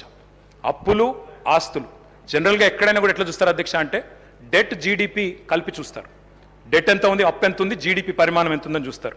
ఇవాళ రేషియో కనుక మీరు చూసినట్టయితే, నిష్పత్తి కనుక చూసినట్టయితే 2-3 ఎగ్జాంపుల్ చెప్తాను సార్. ప్రపంచంలోనే అగ్రరాజ్యం మరి అమెరికా అధ్యక్ష, మనందరికీ తెలుసు. అమెరికా యొక్క డెట్ జీడిపి రేషియో అధ్యక్ష 123%, 123%. Japan is the second largest economy in the world sir. Japan యొక్క డెట్ జీడిపి రేషియో 215%. భారత ప్రభుత్వం యొక్క డెట్ జీడిపి రేషియో 57%. తెలంగాణ యొక్క debt GSDP ratio 27.8% only. I humbly request all of you, దయచేసి మనం ఎంత రాజకీయంగా ఎన్ని మాటలని అనుకోవచ్చు, కానీ ఇవాళ నేను చెప్పేది నా సొంత కవిత్వం కాదు అధ్యక్ష. This is the latest RBI report. I'm happy to furnish it to all the honourable members sir. మీరు నిన్నగాక మొన్న రిలీజ్ చేశారు. Highest GSDP in the country 5,05,000 కోట్ల నుంచి 13,27,000 కోట్లకు పెరిగింది అని గొప్పగా మా బట్టన్న తర్వాత ముఖ్యమంత్రి గారు ఫోటో పెట్టి నిన్నగాక మొన్ననే రిలీజ్ చేసినారు. పర్ఫార్మెన్స్ మాది, ఫోటోలు వాళ్ళవి, పర్వాలేదు సార్, ఏం ఇబ్బంది లేదు. కానీ నంబరే కదా సార్. అధ్యక్ష ఇంకొక మాట అధ్యక్ష, లయబిలిటీస్ చూసుకుంటే, డెట్ చూసుకుంటే, అప్పు చూసుకుంటే అధ్యక్ష, కింది నుంచి 28 రాష్ట్రాలు సార్ దేశంలో. 28 రాష్ట్రాల్లో ఇవాళ అప్పుల్లో ఎక్కడుంది తెలంగాణ అంటే 24వ ర్యాంకులో ఉంది సార్. 24వ ర్యాంక్. ఆర్థిక మంత్రి గారు ఇక్కడే ఉన్నారు. నేను తప్పు చెప్తే వారు సరి చేయవచ్చు. ఆర్బీఐ రిపోర్ట్ వారికి కూడా పంపిస్తాను. ఇది పంపించాం. ఆర్బీఐ రిపోర్ట్ పంపిస్తాను ఆర్థిక మంత్రి గారికి స్పీకర్ గారి ద్వారా. దయచేసి చూడాలని చెప్పి నేను కోరుతా ఉన్నాను. అధ్యక్ష ఇవాళ లేనిది ఉన్నట్టు, ఉన్నది లేనట్టు, రాష్ట్రం అప్పుల పాలైపోయిందని మాట్లాడుతూ ఉన్నారు అధ్యక్ష. ఇది కరెక్ట్ కాదు అధ్యక్ష. అదే అధికారులు, మీ కొత్త అధికారులు ఎవరు లేరు, అదే ఐఏఎస్ అధికారులు నిన్నటిదాకా మాతో పనిచేసిన వాళ్ళు, రామకృష్ణారావు గారు, శ్రీదేవి గారు, రొనాల్డ్ రాజు గారు, వాళ్ళే మీకు అదే చెప్తారు, కొత్తదేం చెప్పలేరు అధ్యక్ష. ఇప్పుడు వడ్డీల భారం కూడా మీరు తీసుకుంటే, వడ్డీల చెల్లింపు కూడా ఇతర రాష్ట్రాలతో పోలిస్తే మనకు చాలా తక్కువ.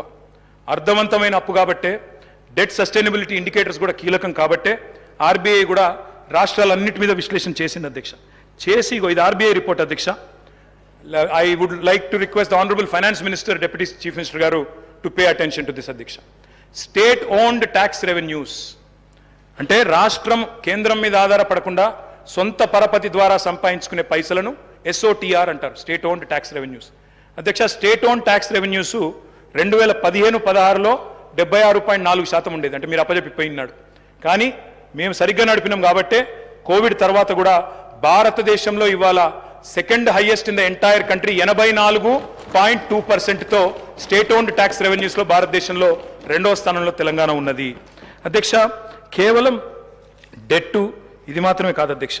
తెలంగాణ ఎన్ని విజయాలు సాధించిందంటే, మల్టీ డైమెన్షనల్ పావర్టీ, బహుముఖ పేదరికాన్ని తగ్గించే దానిలో భారతదేశంలో అత్యంత ప్రభావవంతంగా పనిచేసింది తెలంగాణ అని. రాజకీయాల కోసం మమ్మల్ని విమర్శ చేయాలంటే చేయండి, కానీ రాష్ట్రాన్ని దయచేసి అబాస్పాలు చేయవద్దని చెప్పి నేను గౌరవ అధికార పార్టీ సభ్యులను కోరుతా ఉన్నా, అధికారంలో ఉన్న మంత్రులను కూడా కోరుతా ఉన్నా.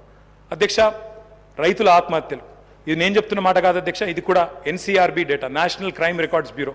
పూర్తి స్థాయిలో రైతుల ఆత్మహత్యలు ఇవాళ దాదాపుగా 0 అయింది. ఎక్కడ అంటే ఇదిగోండి అధ్యక్ష, ఇది తెలంగాణ రాష్ట్రం అని చెప్పి స్వయంగా NCRB చెప్తుంది అధ్యక్ష, నాది కాదు అధ్యక్ష.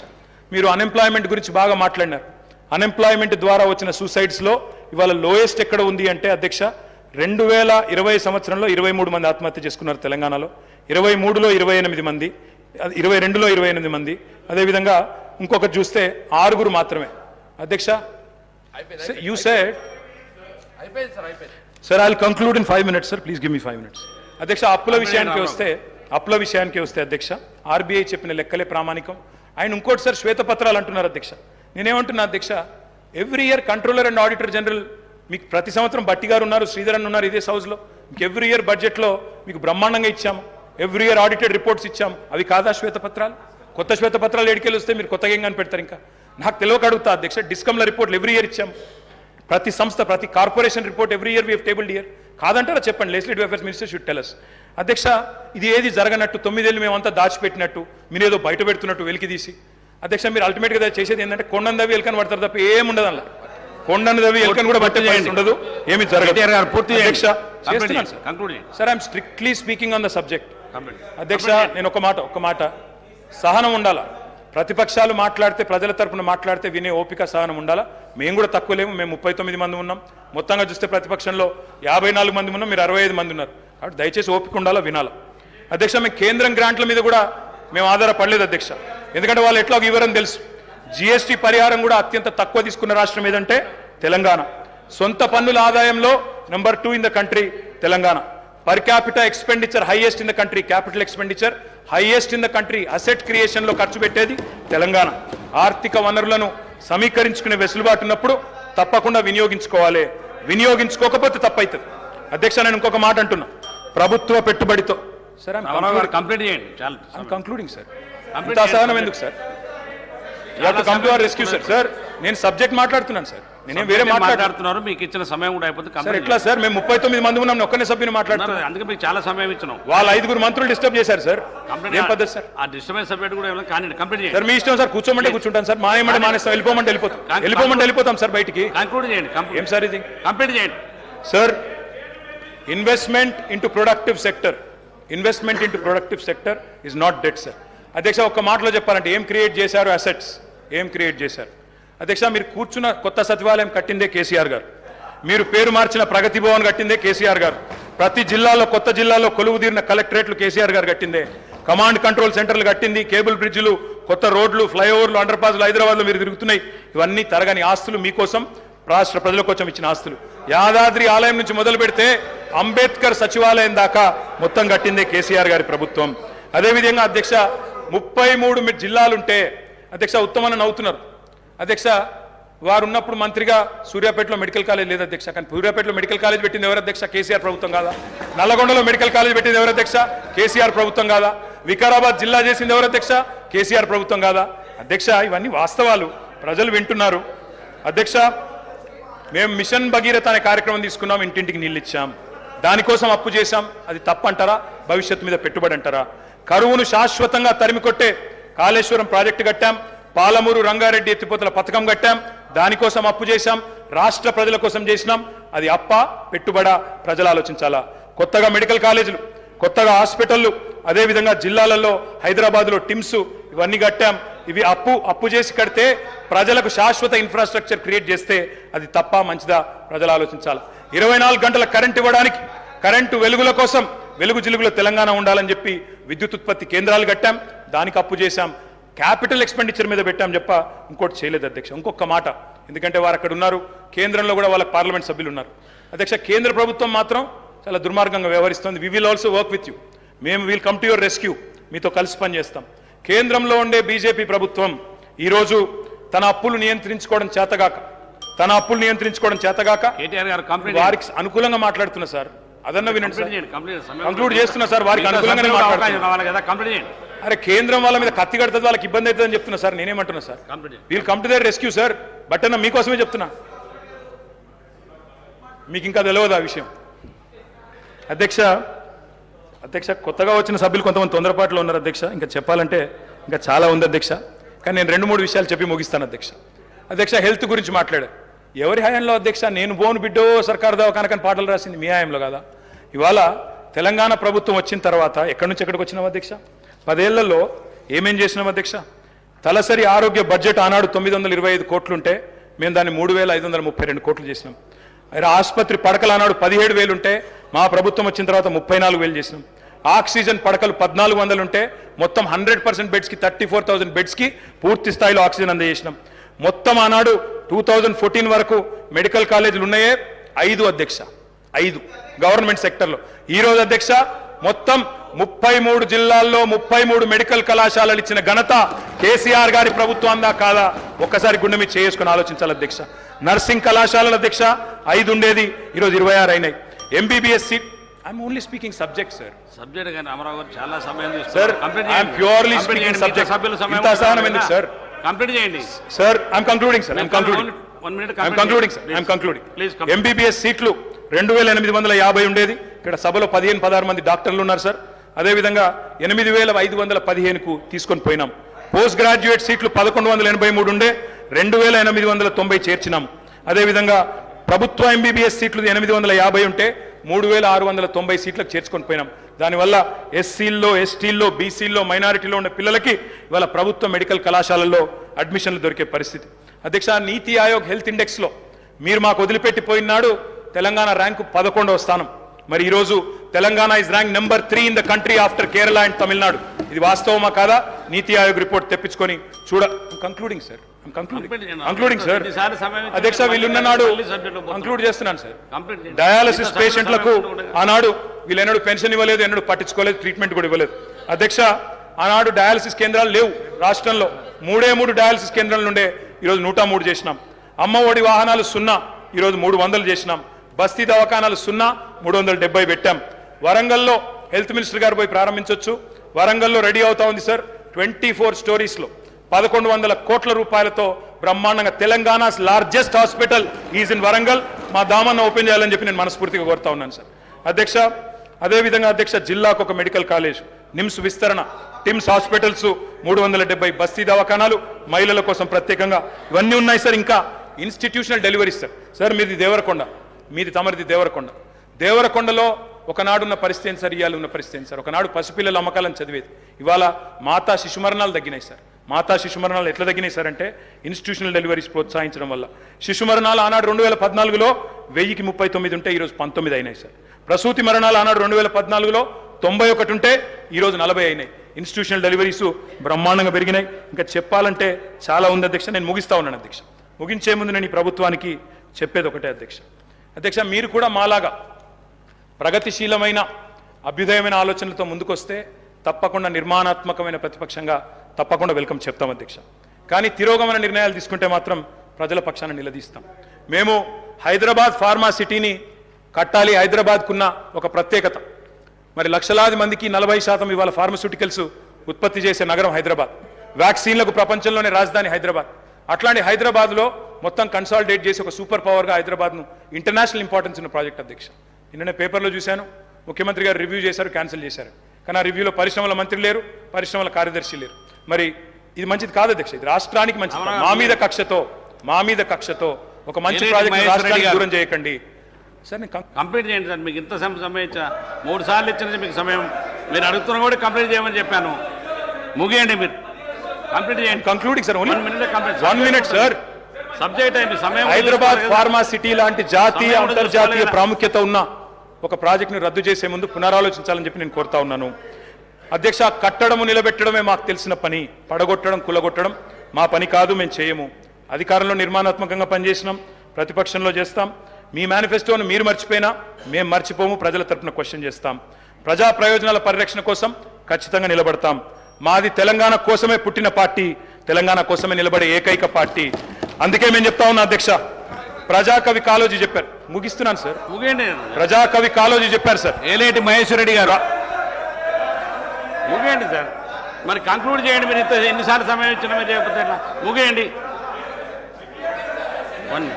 ముగియండి, కంప్లీట్ చేయండి.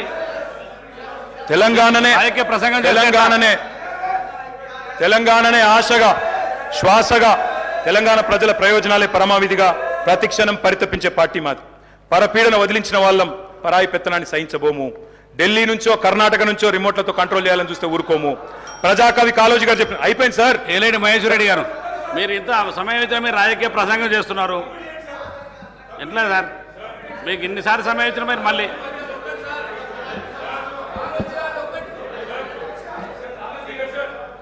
మహేశ్వర్ రెడ్డి గారు కానివ్వండి.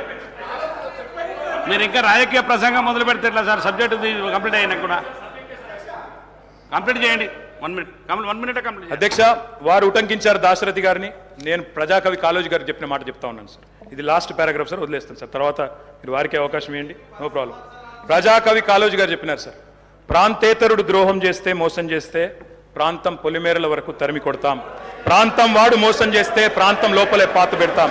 ఇదే కమిట్మెంట్తో పనిచేస్తాం. జై తెలంగాణ, జై కేసీఆర్. మహేశ్వర్ రెడ్డి గారు.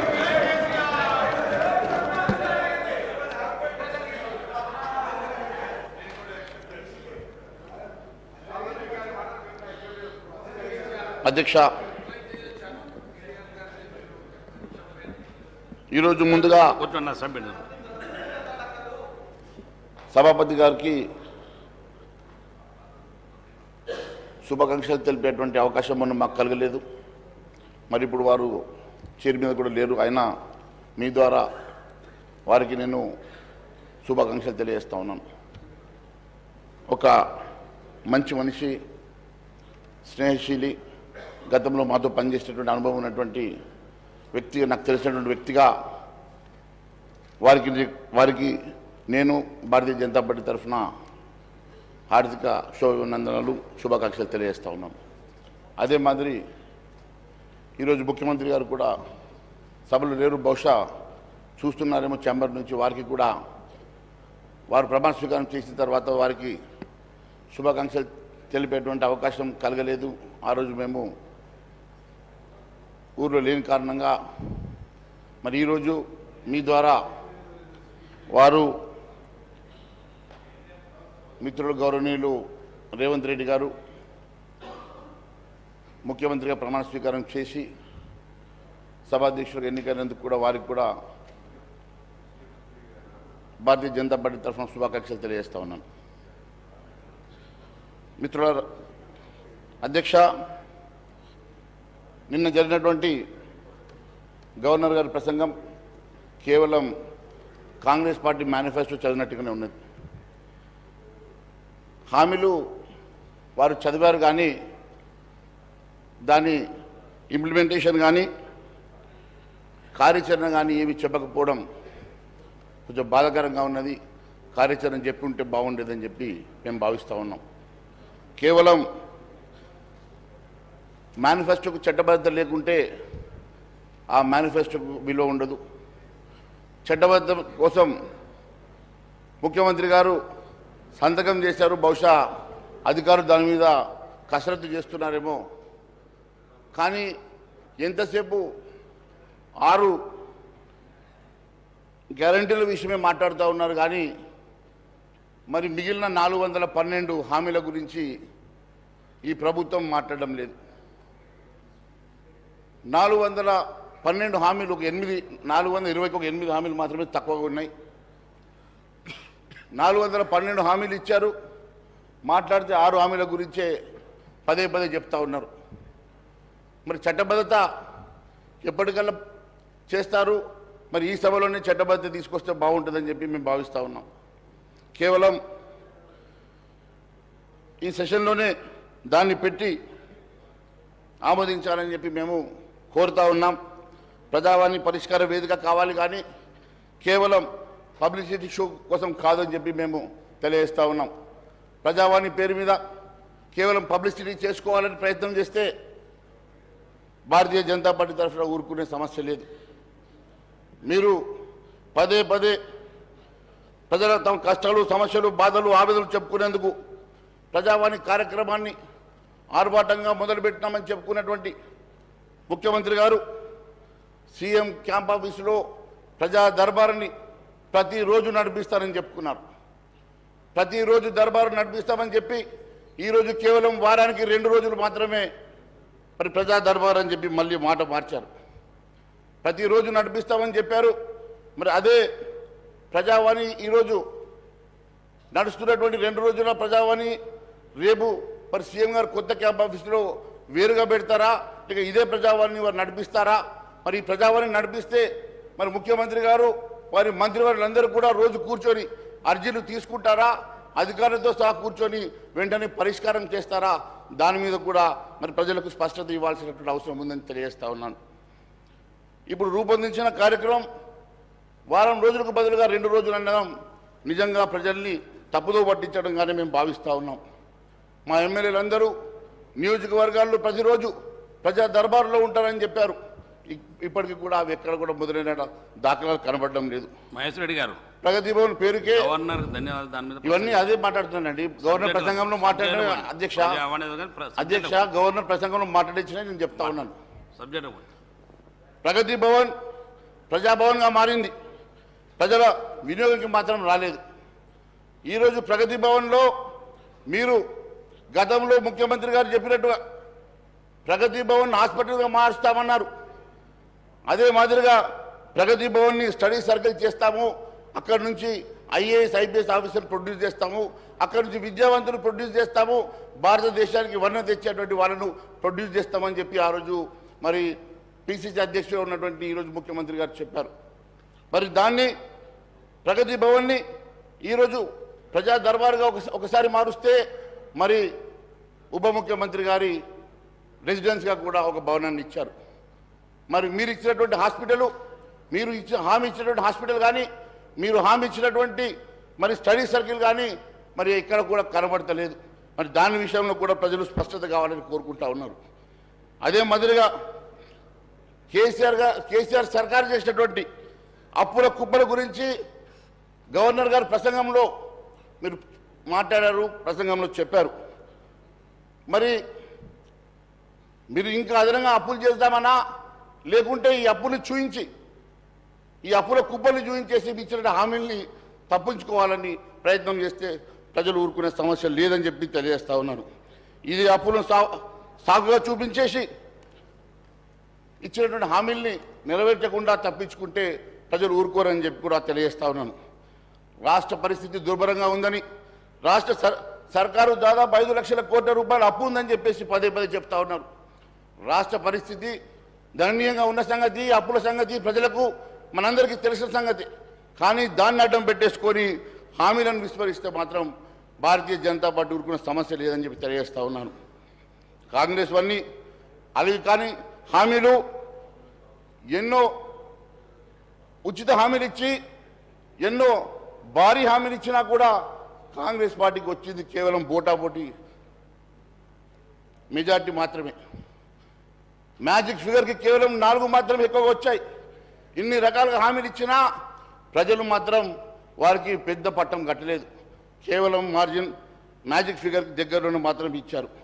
అంటే ఖచ్చితంగా వీరందరూ కూడా ఇచ్చిన హామీలను స్వయంగా పిసిసి అధ్యక్షుడు రేవంత్ రెడ్డి గారు కూడా ఒక స్థానంలో ఓడిపోయారంటే గతంలో ఎన్నడూ కూడా ముఖ్యమంత్రి ఓడిపోయి ముఖ్యమంత్రి అయినటువంటి సందర్భాలు గతంలో ఈ రాష్ట్రంలో లేవు.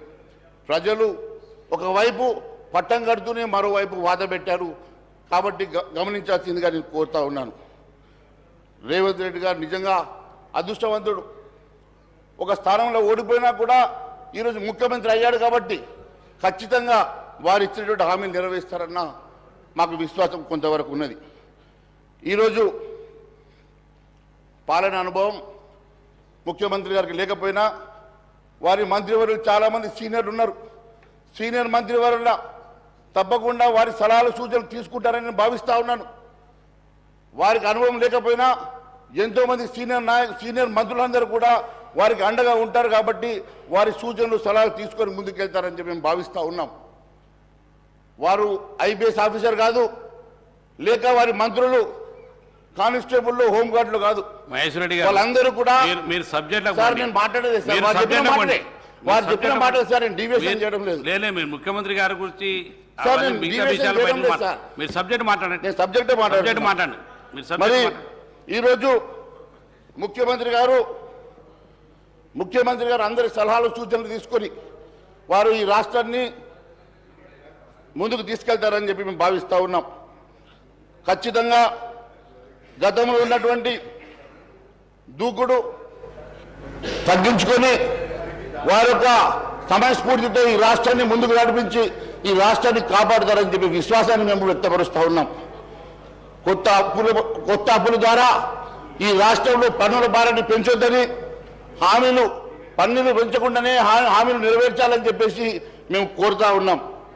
దాదాపు 42 పేజీల 412 హామీలు నెరవేర్చడానికి ఖచ్చితంగా మీరు ముందుకు రావాలని మేము ఖచ్చితంగా భారతీయ జనతా పార్టీ కన్స్ట్రక్టివ్గా మీరు ఇచ్చేటువంటి మంచి పనులకు మేము మీ వెంట ఉంటాం, లేని పక్షంలో నిలదీస్తామని చెప్పి కూడా సభాముఖంగా తెలియజేస్తా ఉన్నాం. అధ్యక్ష, ఆర్థిక పరిస్థితి పైన శ్వేత పత్రాలు ఇవ్వాల్సిందిగా కోరుతా ఉన్నాం. ఇందులో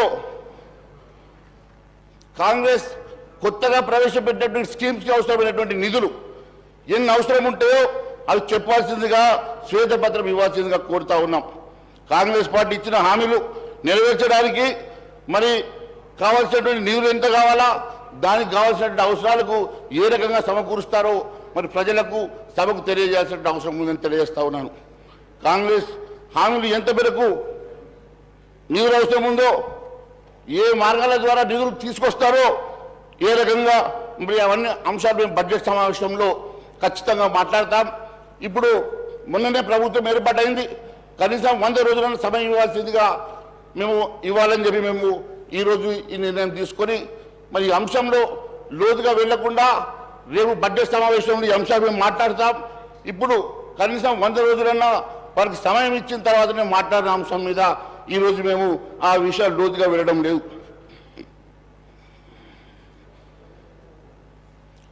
ఉచితాలు రాష్ట్రాన్ని ఇంకా అప్పుల ఊబిలోకి నెట్టే పరిస్థితి ప్రమాదం ఉన్నది.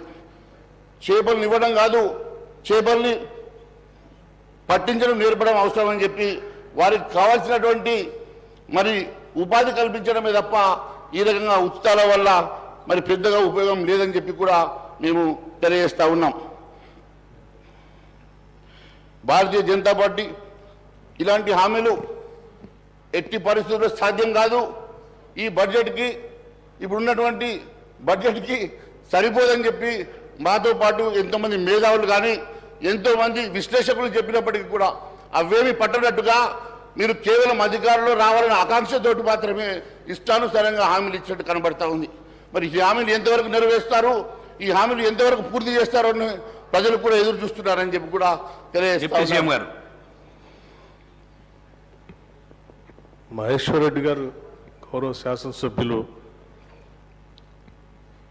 గతంలో ఈ రాష్ట్రం బాగుండాలి, అందరికీ ఇళ్ళు రావాలి, అందరికీ ఉద్యోగాలు రావాలి, ఈ రాష్ట్రంలో ఉన్నటువంటి నదీ జలాలన్నీ కూడా రాష్ట్రానికి పారాలి, పంటలు బాగా పండాలి అని మనం అందరం అనుకున్నదే.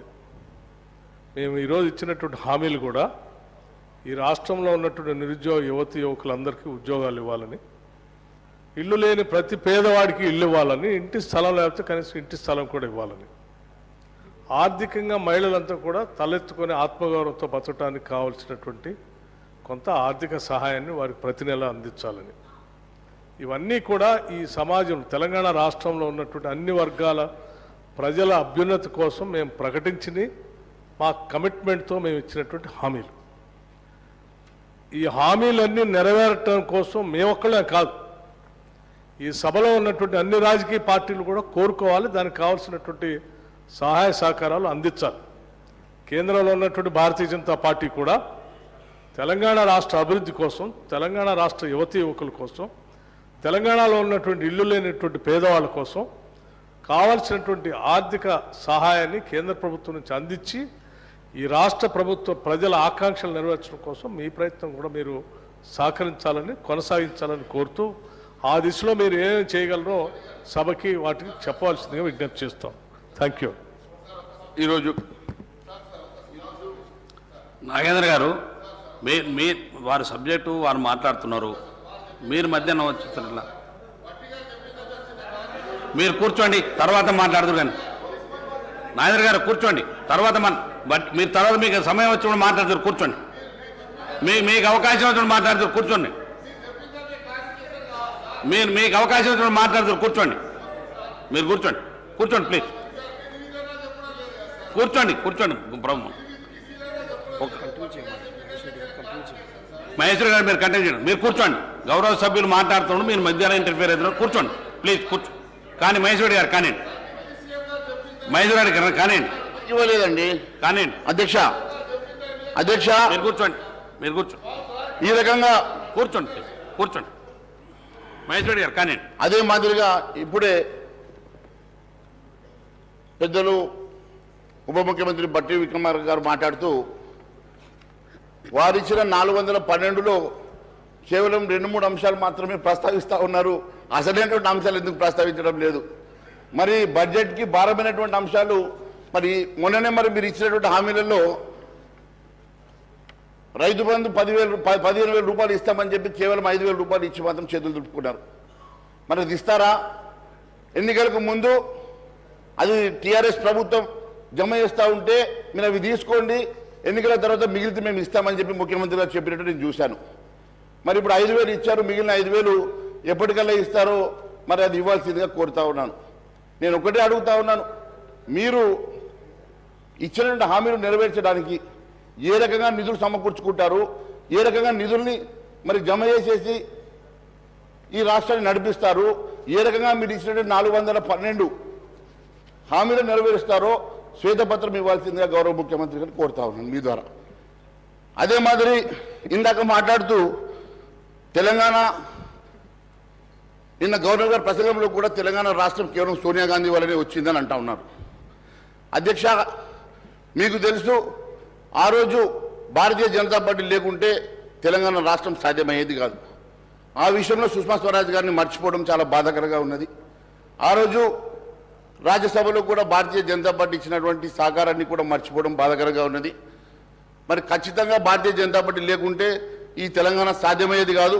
అలాంటి సుష్మా స్వరాజ్ గారిని భారతీయ జనతా పార్టీని మరి పూర్తిగా విస్మరించడం నిజంగా బాధాకరంగా ఉంది. ఇది ఏ సోనియా గాంధీ గారితో కేసీఆర్ గారితో కాదు, సకల జనుల సమ్మె వల్ల ప్రజలు కోరుకోవడం వల్ల తెలంగాణ రాష్ట్రం సాధించుకోగలిగినాం అనేది మరొకసారి తెలియజేస్తా ఉన్నాను. ఆ రోజు రాజకీయ అనివార్యత వల్లనే తెలంగాణ సాధ్యమైందని చెప్పి కూడా మరోసారి మీ ద్వారా తెలియజేస్తా ఉన్నాను. మరి ఇప్పుడే గౌరవ సభ్యులు కేటీఆర్ గారు మాట్లాడుతూ కేంద్రాన్ని మీరు నిందించే ముందు కేంద్రం మీకు ఇచ్చినట్టు సహకారాన్ని పదే పదే మెడికల్ కళాశాలలు మీవని చెప్పుకుంటా ఉన్నారు. మెడికల్ కళాశాలలు పర్మిషన్ ఇచ్చింది కేంద్ర ప్రభుత్వము. మెడికల్ కళాశాలకి నిధులు కేటాయించింది కేంద్ర ప్రభుత్వము. నిధులు కేటాయించింది లోన్గా తీసుకున్నారు. మళ్ళీ అంతేకాకుండా ఇప్పటివరకు మాట్లాడిన కేటీఆర్ గారు మళ్ళీ కేంద్రంలో ఏదైనా అంశం వస్తే మీకు వాళ్ళ సంగతి తెలియదు, రెస్క్యూకి వస్తా అంటున్నారు. అంటే వారి రెస్క్యూ మరి వారికి అవసరమా లేదా వారు తెలుసుకోవాలా?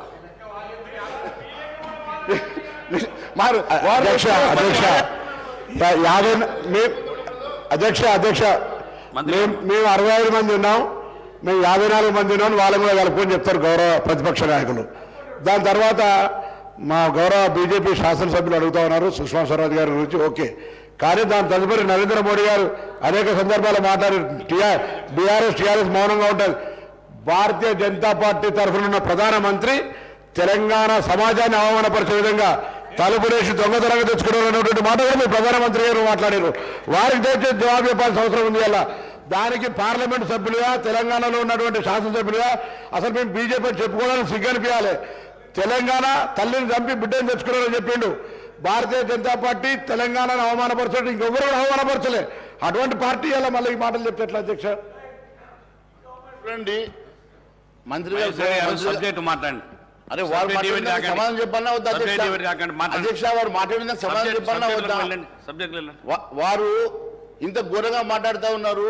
ఆ రోజు నిజంగా కూడా భారతీయ జనతా పార్టీ లేకుంటే ఈరోజు తెలంగాణ రాష్ట్రం సాధ్యమయ్యేదా? తెలంగాణ రాష్ట్రం సాధ్యమైన తర్వాత ఆ రోజు ఇచ్చిన సందర్భాన్ని గుర్తు చేసి ఉండొచ్చు. ఇచ్చిన సందర్భం తలుపులు పెట్టి మీరు ఇచ్చినారా, ఎట్లా ఇచ్చినారంటే ఆ రోజు అన్ని పార్టీల వాళ్ళు మీకు సపోర్ట్ చేయడం వల్ల తెలంగాణ రాష్ట్రం వచ్చిన సంగతి మాత్రమే గుర్తు చేస్తా ఉన్నాను. మరి వీరేమో వారు రెస్క్యూకి వస్తా అంటే మరి వారి ఇద్దరి మధ్యలో ఇబ్బంది ఏమున్నదో తెలియదు. దాని మీద స్పందించడానికి మీరు ముందుకు రావడం లేదు. కానీ ఈ అంశంలో మీరు ఎందుకు వస్తా ఉన్నారు? మీరు మా సభ్యులంటలేము, మీరు గౌరవ ప్రతిపక్షమని చెప్తాను అధ్యక్ష. 54 అని వారు చెప్తా ఉన్నారు. బీజేపీ ఎంఐఎం టీఆర్ఎస్ అని మేము ఆరోపించినట్టుగానే వాళ్ళు కలుపుకోరు. 54 అని వారు చెప్తారు. అన్నయ్య బోల్ సార్ మహేష్ రెడ్డి గారు మీరు సబ్జెక్ట్ ఎగిరితే సబ్జెక్ట్ మాట్లాడండి. వారు కేటీఆర్ గారు చెప్పింది కేవలం మేము 39 మంది ఉన్నామని మాత్రమే చెప్పారు. అపోజిషన్ లో 54 మంది ఉన్నారని చెప్పారు. వారు అపోజిషన్ సంఖ్య చెప్పారు కానీ మీరు కలిపితే కలిసిపోతారా? మీరు కలిస్తే కలిసిపోతారా? మీరు కలుపుకుంటారు. మహేష్ రెడ్డి గారు మీరు సబ్జెక్ట్ ఇవ్వాలండి. మాట్లాడు, కూర్చోండి. అదే మాదిరిగా చెప్తాను. సబ్జెక్ట్ మాట్లాడండి. అదే మాదిరి నేను మీ ద్వారా ఈ రాష్ట్ర ప్రభుత్వాన్ని అడుగుతా ఉన్నాను. కాంగ్రెస్ ప్రభుత్వం విడుదల చేసే శ్వేతపత్రంలో కేంద్రం గత 10 సంవత్సరాల నుంచి ఇచ్చినటువంటి అభివృద్ధి కోసం కానీ సంక్షేమం కోసం కానీ నిధులు ఎన్ని మంజూరు చేసిందో, ఎన్ని నిధులు ఇచ్చిందో వివరాలు దాంట్లో పొందుపరిస్తే బాగుంటుందని చెప్పి మేము వారికి ఆశిస్తున్నాం. గతంలో పాలమూరు రంగారెడ్డి ప్రాజెక్టు జాతీయ హోదా ఉంటే అమలు చేస్తామని చెప్పి నిన్న గవర్నర్ గారు ప్రసంగంలో చెప్పారు. అధ్యక్ష, కాంగ్రెస్ పార్టీ వరంగల్ డిక్లరేషన్లో ప్రతి ఎకరాకు సాగునీరు అందేలా నిర్దిష్ట సమయంలో అది సంపూర్ణ ప్రాజెక్టును పూర్తి చేస్తామని హామీ ఇచ్చింది. Congress manifesto Abhayahastham page number 8. ఆ తర్వాత 4వ చాప్టర్లో 3వ అంశమైన సాగునీటి పారుదల రంగం Congress manifesto Abhayahastham page number 20లో పాలమూరు రంగారెడ్డి ప్రాజెక్టులు జాతీయ హోదాకై కృషి చేస్తామన్నారు. మరి అదే విషయం గవర్నర్ ప్రసంగంలోనూ చెప్పించారు. అంటే జాతీయ హోదా రాకపోతే, మీకు జాతీయ హోదా రాకపోతే ఈ ప్రాజెక్టును ముందుకు తీసుకెళ్లే ఉద్దేశం మీకు ఉందా లేదా అనే స్పష్టత లేదు. మీరు లేకుంటే మేము అదే మీరు దాన్ని ముందుకు తీసుకెళ్లే ఉద్దేశం లేదు కాబట్టి దీన్ని ఒక లింక్ పెట్టినారు. మీరు దీన్ని లింక్ పెట్టడం అనేది ఇది మంత్రి గారు సార్ మేము మేనిఫెస్టోలో పెట్టింది చాలా సార్, మేము మేనిఫెస్టోలో పెట్టిన అంశానికి నేను గౌరవ సభ్యులను కోరుతా ఉన్నాను. మహేశ్వర్ రెడ్డి గారు బీజేపీ పార్టీ జాతీయ స్థాయిలో వారు ప్రధానమంత్రి ఉన్నారు. ఈరోజు మేము వారిని కోరుతా ఉన్నాము. ఈరోజు తెలంగాణ రాష్ట్ర ప్రజలకు సంబంధించిన అంశం విషయంలో వారు ముందు నిలబడి జాతీయ హోదాను ఇప్పించే ప్రయత్నం చేయాలని కోరుతా ఉన్నాను. ఎట్లా ఇస్తారంటే మీ పార్టీ ప్రభుత్వంలో ఉంది, మేమందరం వస్తాం, మేము వారిని కూడా కోరుతాం, మా ప్రధాన ప్రతిపక్షాన్ని కూడా కోరుతాము. మీరు జాతీయ హోదాను ఇప్పియండి, మేమందరం కూడా తెలంగాణ రాష్ట్ర ప్రజలకు సంబంధించిన ఈ అంశాన్ని నేను మా మహేశ్వర్ రెడ్డి గారు వారి బీజేపీ పార్టీ వారిని కూడా కోరుతా ఉన్నాం. అధ్యక్ష మహేశ్వర్ రెడ్డి గారు కానీ అధ్యక్ష ఎన్నిసార్లు ఇంటరప్షన్ కరెక్ట్ కాదు అధ్యక్ష. అయ్యా ఒక్క నిమిషం సార్, ఒక్క నిమిషం. సీఎం రేవంత్ రెడ్డి గారి సొంత జిల్లా అయినటువంటి పాలమూరు, సీఎం సొంత జిల్లా ఇది ఎట్టిస్తారు సార్, ఇది ఎట్టిస్తారు? What is this? నేను 1 minute. శ్రీహరి గారు మన లెజిస్లేటివ్ అఫైర్స్ మినిస్టర్ గారు శ్రీధర్ బాబు గారు పాలమూరు రంగారెడ్డికి జాతీయ హోదా తీసుకురావడానికి బీజేపీ వాళ్ళ సహకారం అడిగారు సార్. దాన్ని మేము కూడా స్వాగతిస్తున్నాం. వీలైతే నేను ప్రభుత్వానికి అభ్యర్థిస్తున్నా, మనందరం ఒక శాసనసభ ద్వారా ఒక ఏకగ్రీవ తీర్మానం చేస్తూ జాతీయ పాలమూరు రంగారెడ్డి ప్రాజెక్టుకు జాతీయ హోదా కల్పించాలని ఒక ఏకగ్రీవ తీర్మానం ఈ సభ ద్వారా చేసి కేంద్ర ప్రభుత్వానికి పంపిస్తాం. శ్రీధర్ బాబు గారు దీని విషయంలో ముందుకు రావాల్సిందే నేను కోరుతున్నాను. మహేశ్వరుడు గారు చూడండి, అదే ఇప్పుడు రెస్క్యూకి వస్తామని చెప్పి రెస్క్యూకి వచ్చేసారు సార్. రెస్క్యూకి వచ్చేసారు. దీన్ని బట్టి చాలా స్పష్టంగా ఏర్పడుతూ ఉంది వీళ్ళ రిలేషన్షిప్ ఏందో. నేను ఒకటే అడుగుతా ఉన్నాను, గౌరవ ముఖ్యమంత్రి గారి సొంత జిల్లా పాలమూరు. అలాంటి సొంత జిల్లాలో కేవలం జాతీయ హోదా ఏ రకంగా వస్తుందో ఎంపీగా ఉన్నటువంటి రేవంత్ రెడ్డి గారికి, ఇరిగేషన్ మంత్రిగా ఉన్నటువంటి మా ఉత్తమ్ కుమార్ రెడ్డి గారికి బాగా తెలుసు. జాతీయ హోదాకి ఏమేం కావాలా, ప్రొసీజర్ ఏంది, దాని నామ్స్ ఏంటి, అవన్నీ కూడా సార్ మీకు సమయం ఇచ్చినప్పుడు మీరు మాట్లాడాలి సార్. చాలాసేపు మాట్లాడారు మీరు గంటన్నర మాట్లాడారు, మాకు 10 నిమిషాలు కూడా సమయం గారు.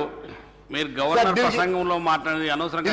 గవర్నర్ ప్రసంగం అండి, ఇది గవర్నర్ ప్రసంగంలో మాట్లాడుతా ఉన్నాను అధ్యక్ష.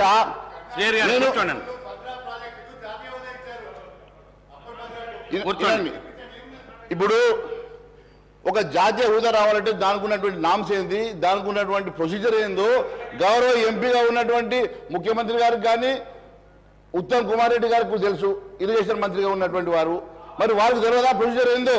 దాన్ని మీరు కేవలం మా మీద పెట్టి ఎట్లా తప్పించుకోవాలని ప్రయత్నం చేసినట్టుగా ఉంది తప్ప నిజంగా మీరు ఒక ప్రణాళిక ఏర్పాటు చేసుకొని ఎట్లా కంప్లీట్ చేస్తారని ఒక ముందు మాత్రం చెప్పడం లేదు. ఇది చాలా శోచనీయం. అది సొంతగా మరి ముఖ్యమంత్రిగా జిల్లా సంగతిని తెలియజేస్తా ఉన్నాను. అన్నిటికన్నా కేసీఆర్ సర్కార్ మాదిరిగానే కాంగ్రెస్ ప్రభుత్వం కూడా మరి నిరుద్యోగ భృతి విషయంలో విస్మరించాలనే ఆలోచన ఉందా? మరి ఎందుకు నిన్న గవర్నర్ ప్రసంగంలో దాన్ని మనం మాట్లాడలేదని చెప్పి అడుగుతా ఉన్నాను. దాదాపుగా 35 లక్షల మంది నిరుద్యోగులు ఈరోజు మీరు ఇచ్చినటువంటి హామీకి 4,000 రూపాయలు ప్రతి నెల వస్తాయన్న హామీకి వాళ్ళందరూ కూడా ఈరోజు మరి ఎదురు చూస్తూ ఉంటే మీరు దాన్ని విస్మరించి పూర్తిగా ఏ రకంగా ఎగ్గొట్టే ఆలోచన చేస్తున్నట్టుగా ఉంది. ఇది ప్రజలు, నిరుద్యోగ యువత మిమ్మల్ని నమ్ముకొని ఓటేసినట్టు నిరుద్యోగ యువత 1000 కళ్ళతో ఎదురు చూస్తూ ఉంది మీరు ఏ రకంగా నిరుద్యోగ భృతిని ఇవ్వబోతున్నారు అని. దాదాపు దానికి కావాల్సింది ప్రతి నెల 1,400 కోట్ల రూపాయలు. అంటే దాదాపుగా మీరు 20,000 కోట్ల రూపాయలు ప్రతి సంవత్సరం మీరు అదనంగా మీరు దీన్ని సమకూర్చుకోవాల్సిన అవసరం ఉంది. ఇది మీరు హామీ ఇచ్చే ముందు చేశారా? ఆలోచన లేకుండా కేవలం అధికారంలో రావడానికి మాత్రమే ఈ హామీ ఇచ్చారనే సంగతి మరి దయచేసి చెప్పాలని చెప్పి కోరుతా ఉన్నాను. అదే మాదిరిగా ఈ నెల 9వ తారీఖు రోజు 2 లక్షల రూపాయల రుణమాఫీ చేస్తామన్నారు. మరి 9వ తారీఖు అయిపోయింది. అధ్యక్ష, మీరు 2 లక్షల రుణమాఫీ ఏ తారీఖుల్లో చేస్తారు? ఇప్పటికే మాట తప్పారు. 9వ తారీఖు దాటింది. మరి మొన్ననే ప్రభుత్వంలోకి వచ్చాం కాబట్టి మేము దాన్ని లోతుగా మిమ్మల్ని ప్రశ్నిస్తలేము. కానీ ఖచ్చితంగా 2 లక్షల రూపాయల రుణమాఫీ చేసే వరకు మేము వెంట పడతాం. ఖచ్చితంగా ప్రజా గొంతుకై మేము దీని మీద మాట్లాడతామని తెలియజేస్తా ఉన్నాను. మహిళలకు 2,500 రూపాయలు ప్రతి నెల ఇస్తామన్నారు. ఇంకా దాని మీద పూర్తి మరి వివరణ కానీ ఇచ్చేటువంటి మరి ప్రొసీజర్ కానీ ఇంకా మీరు దాని మీద ఏమి మాట్లాడకపోవడం నిజంగా శోచనీయమని తెలియజేస్తా ఉన్నాను. అంతేకాదు అధ్యక్ష, ఎంతో ఉత్సాహంతో ఈరోజు అందరూ కూడా కాంగ్రెస్ ప్రభుత్వం ఏర్పాటు చేసుకొని మీరు కేవలం 64 మంది మెంబర్స్ తోటి మాత్రమే మీరు ఈరోజు అధికారంలో ఉండి అధికారం తెచ్చుకొని ప్రజలు మీకు 2/3 మెజార్టీ ఇవ్వలేదు. ఎన్ని పెద్ద హామీలు ఇచ్చినా, నెరవేర్చలేని హామీలు ఇచ్చినా మీకు ప్రజలు కట్టబెట్టింది కేవలం 64 సీట్లు మాత్రమే. కాబట్టి నేను మిమ్మల్ని ఒకటే కోరుతా ఉన్నాను, దయచేసి ప్రజలు మీ మీద పెట్టుకున్నటువంటి ఎన్నో ఆశల్ని వమ్ము చేయకుండా మీరు ఇస్తామని ఒప్పుకున్నటువంటి హామీలను నెరవేర్చాల్సినది. ప్రజలు మీకు సంపూర్ణ విశ్వాసంతో మీ మీద పట్టం కట్టినందుకు మీరందరూ కూడా మరి ముఖ్యమంత్రి గారికి సహచార మంత్రులందరూ కూడా మీరు సపోర్ట్ చేసి ఖచ్చితంగా మీరు ఇచ్చినటువంటి 412 హామీలు నెరవేర్చాల్సిందిగా కోరుకుంటూ ఈ అవకాశం ఇచ్చినందుకు ధన్యవాదాలు తెలియజేస్తున్నాను. భారత్ మాతాకి జై. శ్రీ అక్బరుద్దీన్ ఓవైసీ గారు. Honorable panel speaker, sir. Sir, at the outset, I welcome the new government that has assumed office after the assembly elections. We respect the people's mandate, and as it is their will that has prevailed in the assembly elections, the Congress party has secured the people's confidence on the basis of the promises that the party has made and its Please All manifesto. I would like to point out here that our party, MIM, will play the role of constructive opposition in the state. We will voice the aspirations and grievances of the people, offer our advice and suggestions, and also point out the acts of omission and commission of the government. Sir, uske साथ साथ मोहतरम panel speaker साहब, मैं ये ज़रूर बात कहते हुए अपनी बात को आगे बढ़ाऊंगा, और ये बात मैं ऐवान के तवज्जो में लाना चाहता हूं और इस ऐवान के जरिए आवाम को भी मुतवज्जे करता हूं इस बात पर कि रियासत तेलंगाना के मुसलमानों ने इनको भी जिताया है, इनको भी जिताया है, लेकिन न इन्होंने एक भी मुसलमान को नहीं जिताया है। और मुसलमानों की नुमाइंदगी करने वाली जमात को खत्म करने के मंसूबे वो साजिशें बनाई गई, कोशिशें की गई, लेकिन वो साजिशें, वो मंसूबे, वो ख्वाब चुकनाचूर हो गए। हम जहां थे वहीं हैं और वहीं रहेंगे। हम में कोई कमी नहीं आई। कभी ये यहां से यहां आते हैं, कभी वो वहां से यहां आते हैं, लेकिन हम जहां थे वहीं हैं और वहीं रहेंगे। और बेबाकी के साथ, पूरी दियानत के साथ, ईमानदारी के साथ, इखलास के साथ मुसलमानों की नुमाइंदगी करते रहेंगे। और ये बात इसलिए कह रहे हैं कि मुसलमान हिंदुस्तान का दूसरे दर्जे का शहरी नहीं है। मुसलमान को भी दस्तूर हिंद ने वो बराबर का हक दिया गया है।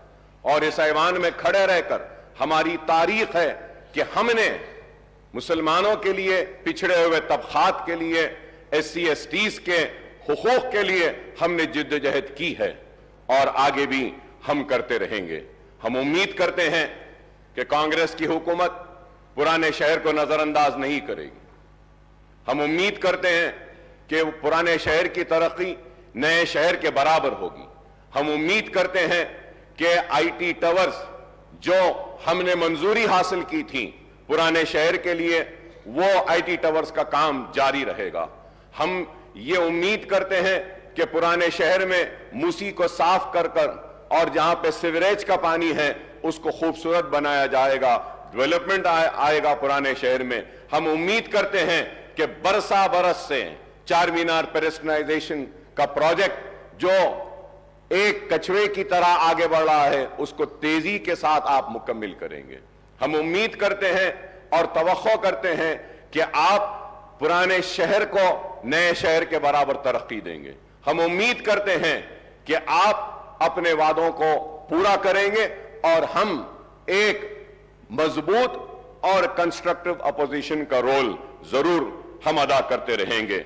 हम ये भी तवक्को करेंगे कि आप माइनॉरिटीज के इश्यूज जो हैं, जैसा MTF है, RTF है या फिर ओवरसीज स्कॉलरशिप है, उसके बहुत सारे अमाउंट्स ड्यू हैं, उसको भी आप क्लियर करेंगे। और मुसलमान और माइनॉरिटी बच्चे जो तालीम हासिल कर रहे हैं, जिसकी वजह से स्कॉलरशिप्स रिलीज नहीं होने की वजह से जो रुकावटें आ रही हैं, उसको आप दूर करेंगे। हम उम्मीद करते हैं कि अनीसुल गुरबा की इमारत जो तामीर हुई है, उस अनीसुल गुरबा की इमारत में सरगर्मियों का आगाज करेंगे, यतीम बच्चों को वहां रखेंगे और उनको मौका देंगे। हम उम्मीद करते हैं कि आप एक मुस्लिम डेलीगेशन को बुलाकर आप उनसे बैठकर बात कर मदरसा बोर्ड जो दूसरे रियासतों में हैं, उस तरीके से आप उनको एतमाद में लेकर, भरोसे में लेकर, उनसे बातचीत कर एक मदरसा बोर्ड के जरिए आप उनकी मदद करेंगे। हम ये भी उम्मीद करते हैं कि 17,000 अइम्मा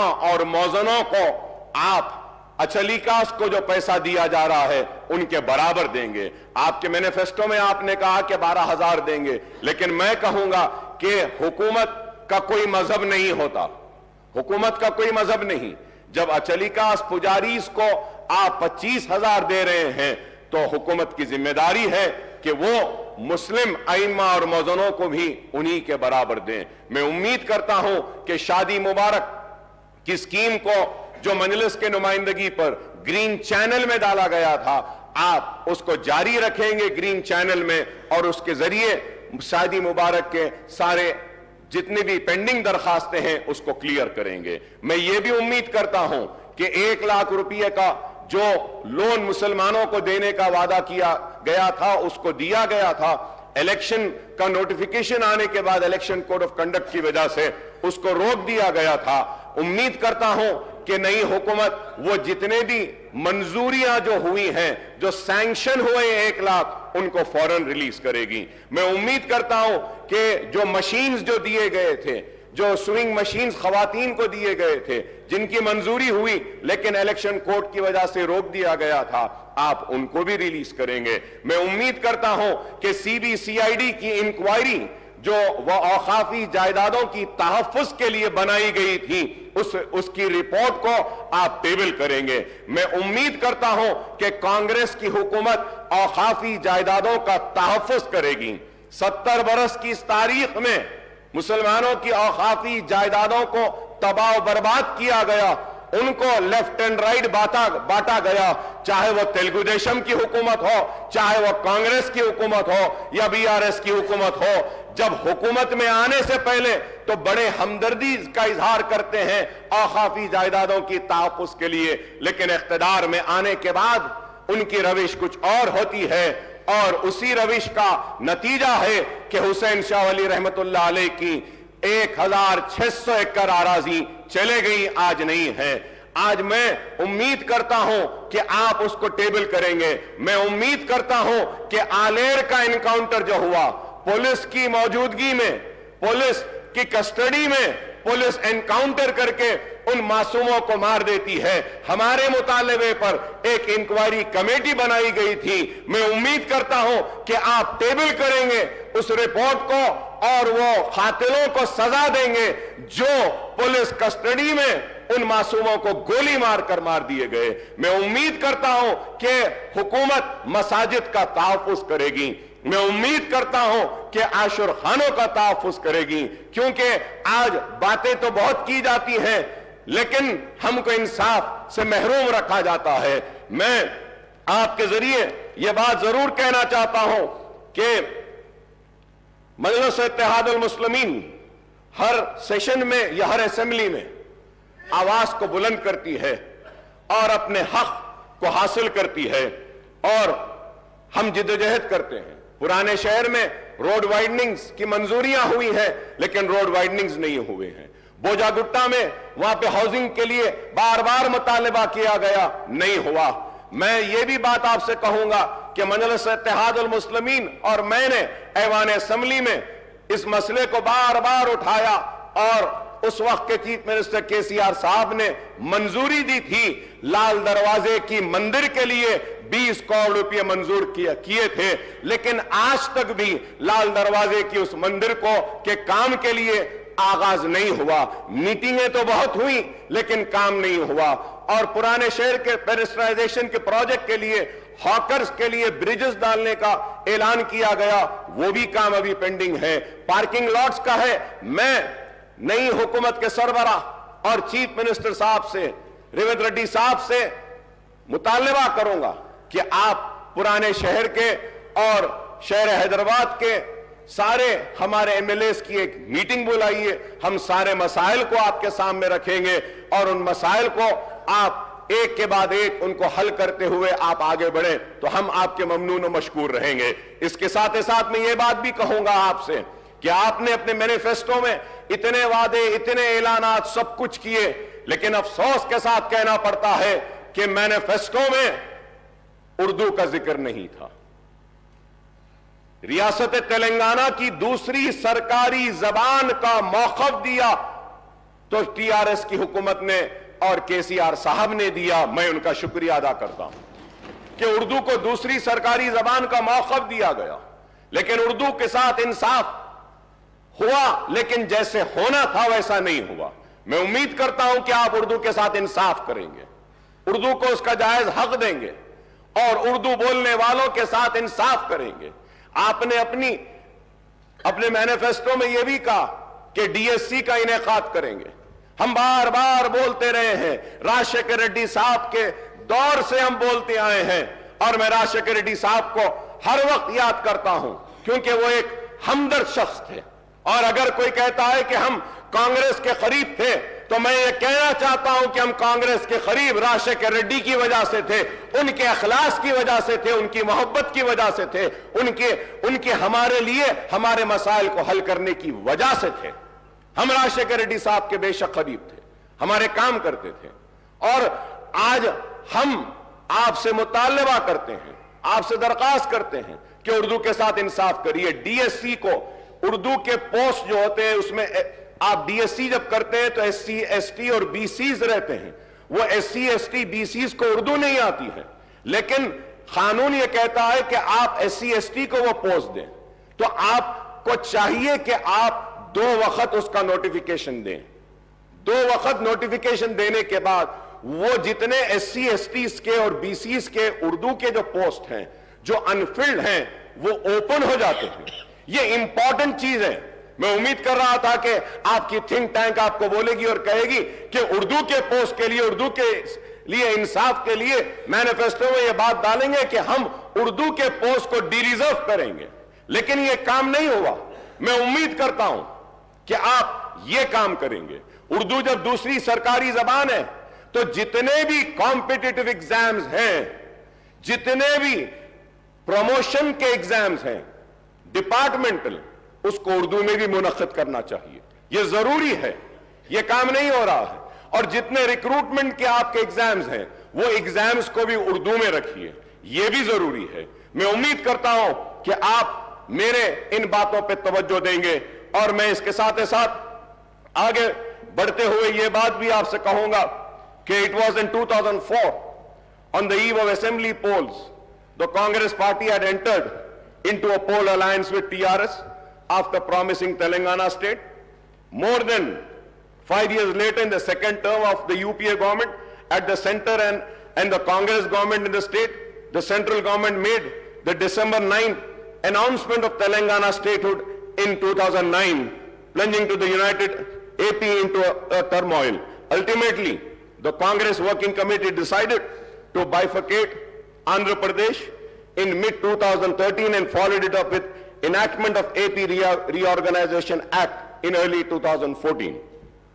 Telangana state came into being on June 2nd, 2014. That is exactly 10 years after the promise was made by Congress before the 2004 Assembly and Lok Sabha elections.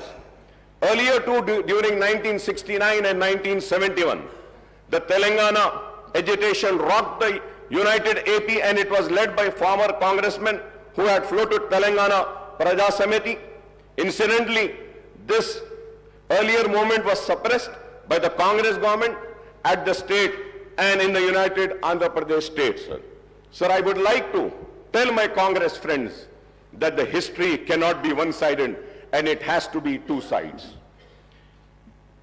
In the year 1969 to 1971, agitation scores of youth were killed in police firing, and in 2001 and 13 movements, scores of youth committed self-immolation. Who or which government were responsible for these deaths?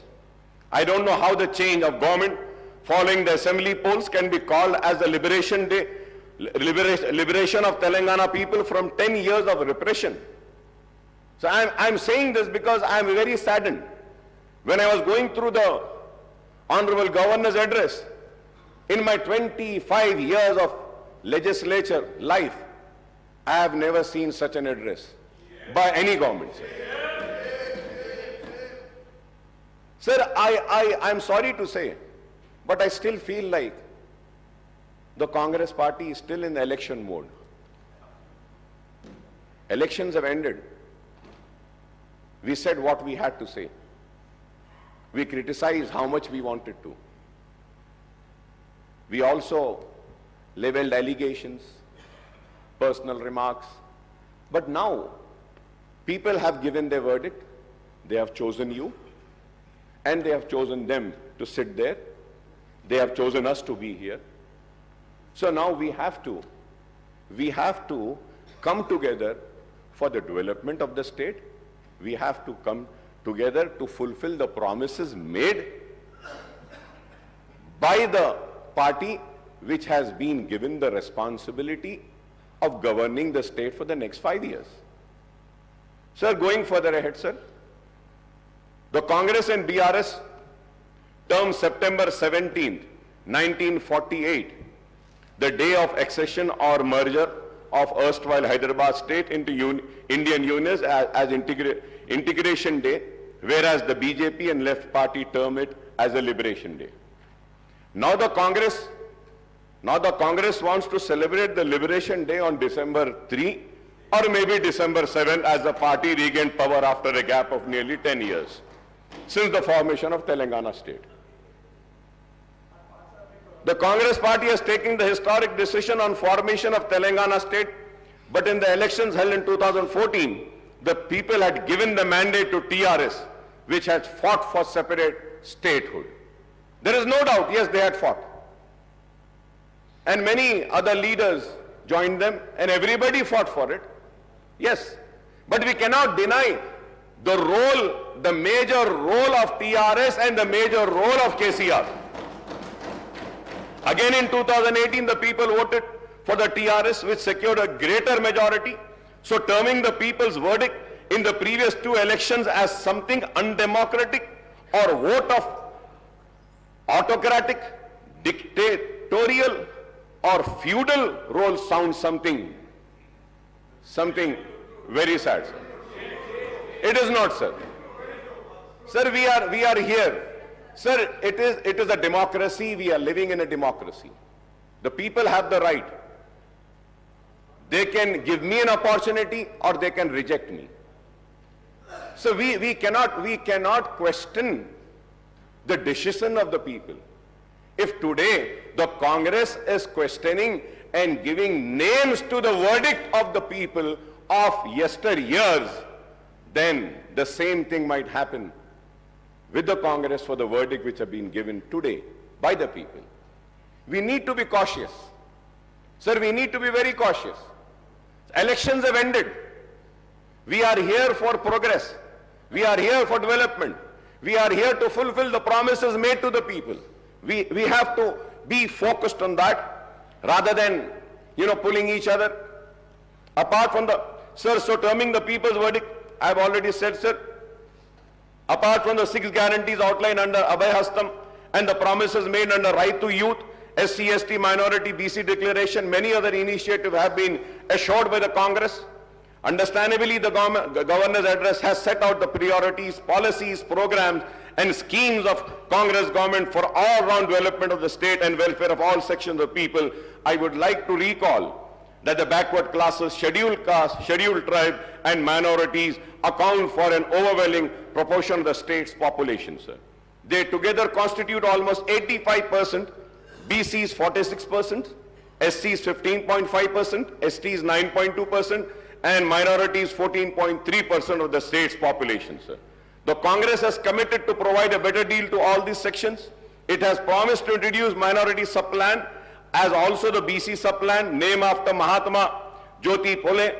The Congress has assured to spend 2,000 crore per annum, amounting to rupees 1 lakh crore in 5 years period for BC welfare, and this is a welcome step, sir.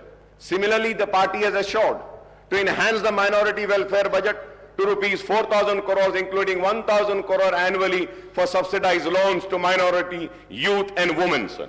Sir, when I say about, and I talk about 4,000 crores for minority, let me make it very, very clear to the government, sir, what the Congress government is doing in Karnataka and what it was doing in Rajasthan. And, you know, they were calculating the amount spent on other schemes also in the minority budget. Kindly do not do that. If we have to see the other schemes with which the minorities got benefited in the last 9.5 years, like in pension, like in Shadi Mubarak or Raitu Bandhu, Raitu Bima, and other schemes, where Muslims are also part. If we have to take into account that amount and the 2,200 crores, we have already crossed 5,500 crores.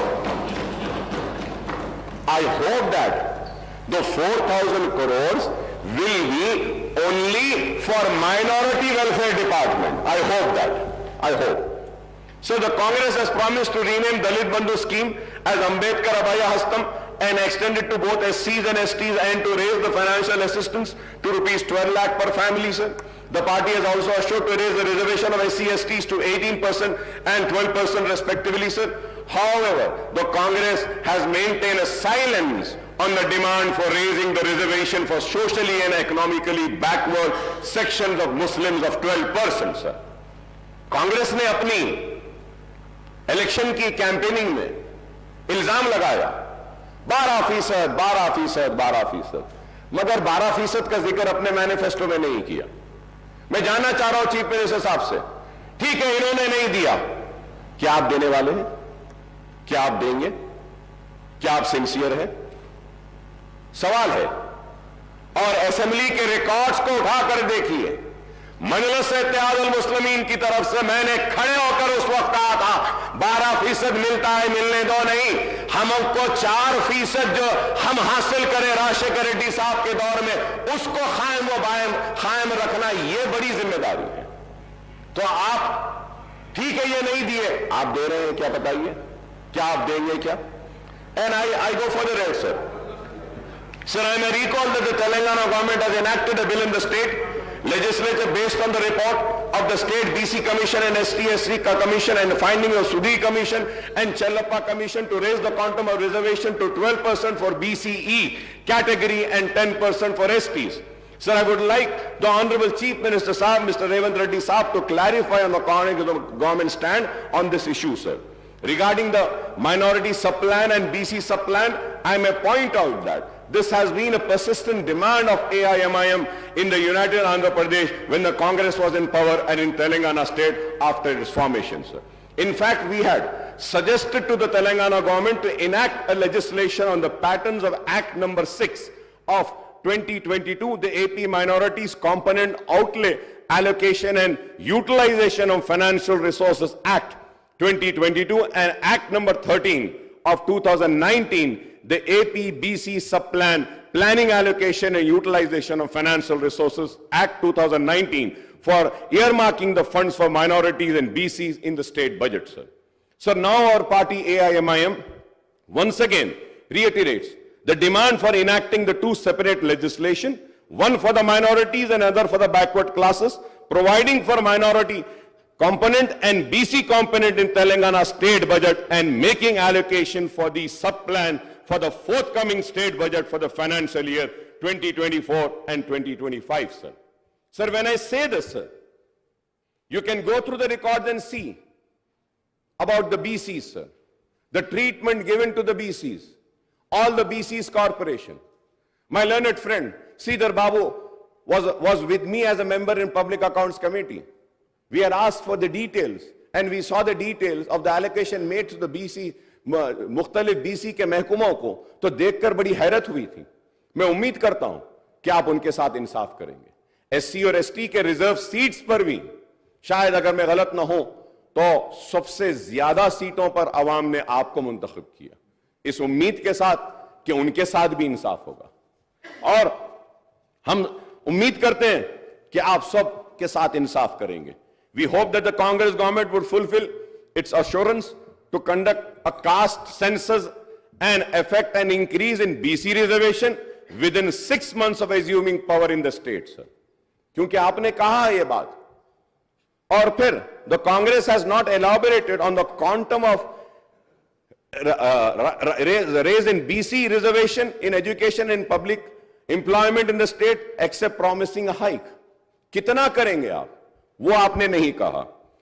This is in contrast to the assurance to raise the BC reservation in local bodies as well as in award of government civil construction and maintenance contract to 42%, sir.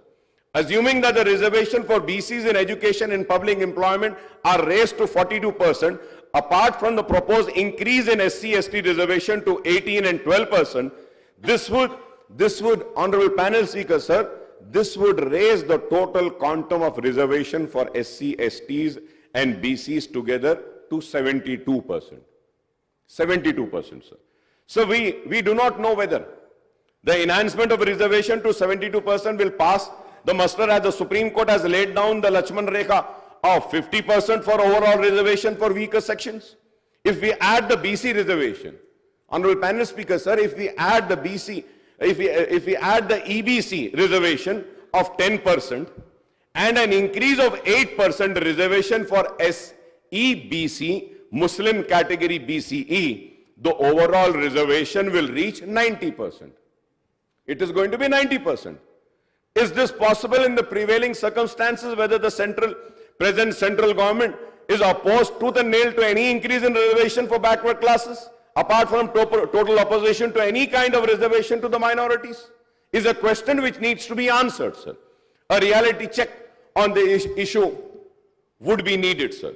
A separate ministry for most backward classes are also being promised, apart from separate finance corporation for all major BC castes.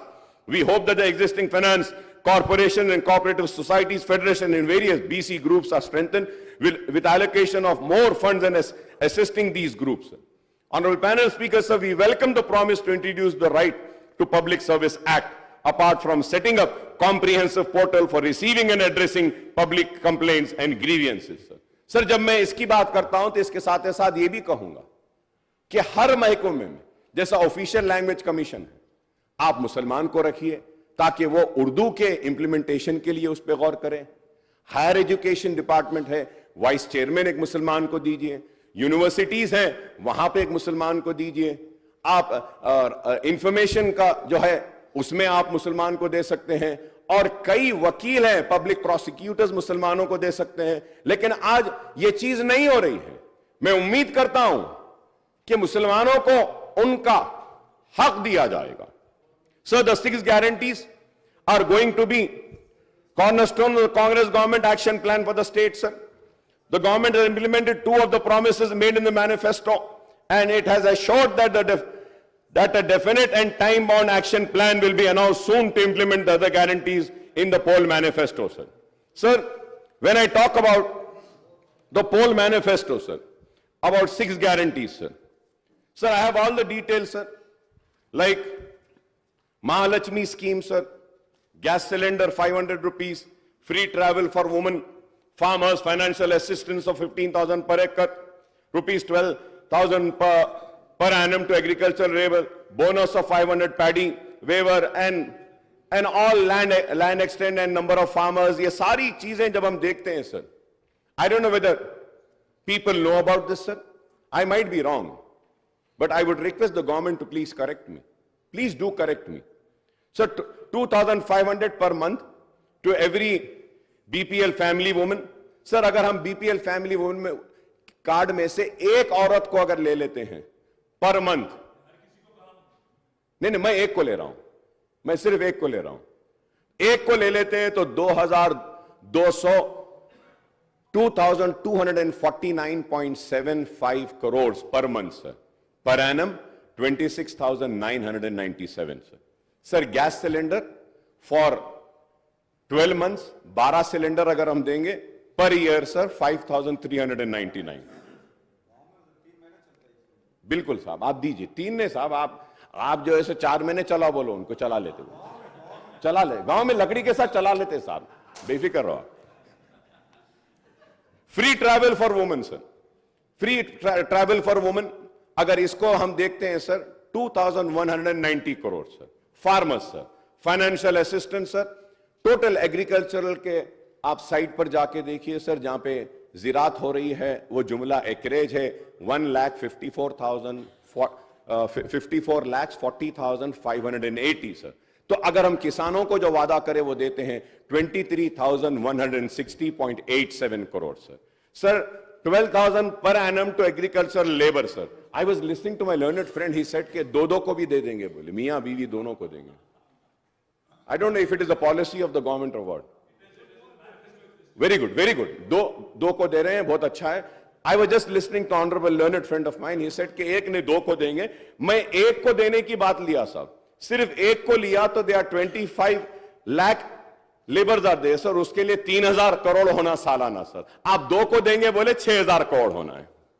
अब हम आगे बढ़ते हैं और देखिए साहब, bonus 500 sir. If we have to go, I have all the details honourable panel speaker sir. If I have to go, Gruha Jyothi sir 4,800 crores is required.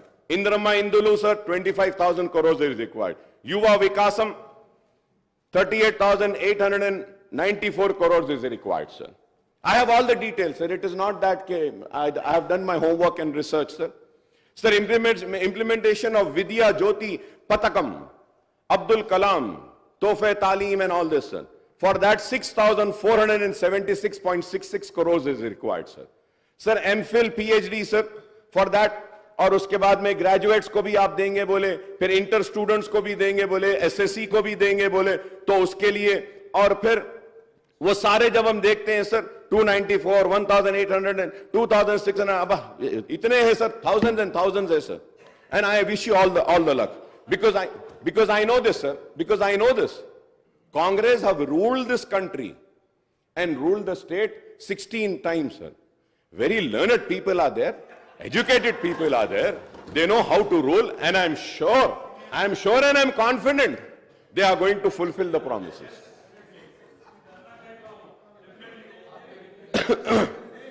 Sir Cheyutha sir, उसमें monthly pension 4,000 देंगे बोले, मंथली एम्प्लॉयमेंट अलाउंस भी देंगे बोले. Sir, I was reading the newspaper sir. So in that it was written that the required amount would be 70,000 sir. But sir, I want to correct sir, as per my calculation I might be wrong. I am not saying that I am perfect, I might be wrong. Kindly you give the right figures. As per my homework, my research, my calculations sir, the total requirement only for 6 guarantees is going to be 2,16,018.15 crores per annum.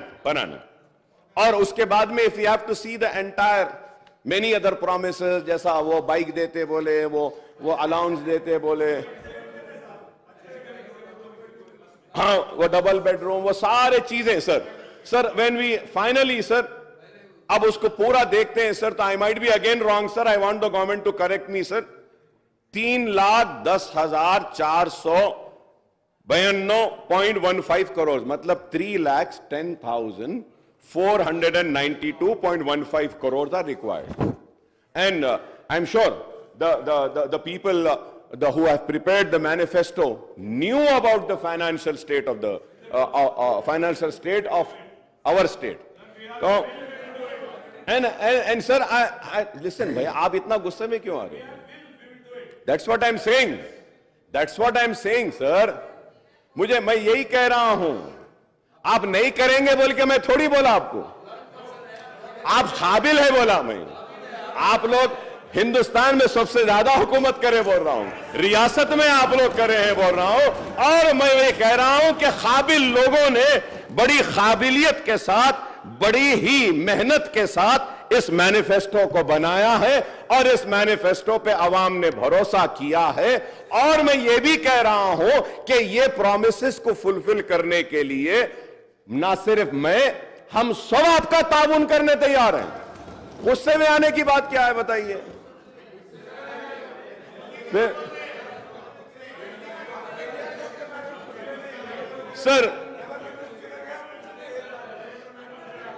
Sir मैं ये भी कहूंगा sir, there is no mention about the minority declaration in the governor's address and I don't know the reason for this omission, sir.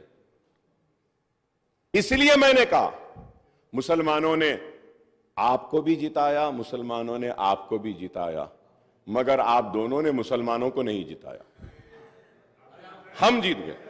Sir, one of the promise under the minority declaration is the introduction of Abdul Kalam Tohfa Talim scheme to provide financial assistance of rupees 5 lakh to minority youth for completing MPhil and PhD, rupees 1 lakh for post-graduation, rupees 25,000 for graduation, rupees 15,000 for intermediate, and rupees 10,000 for passing the 10th grade SSC, sir.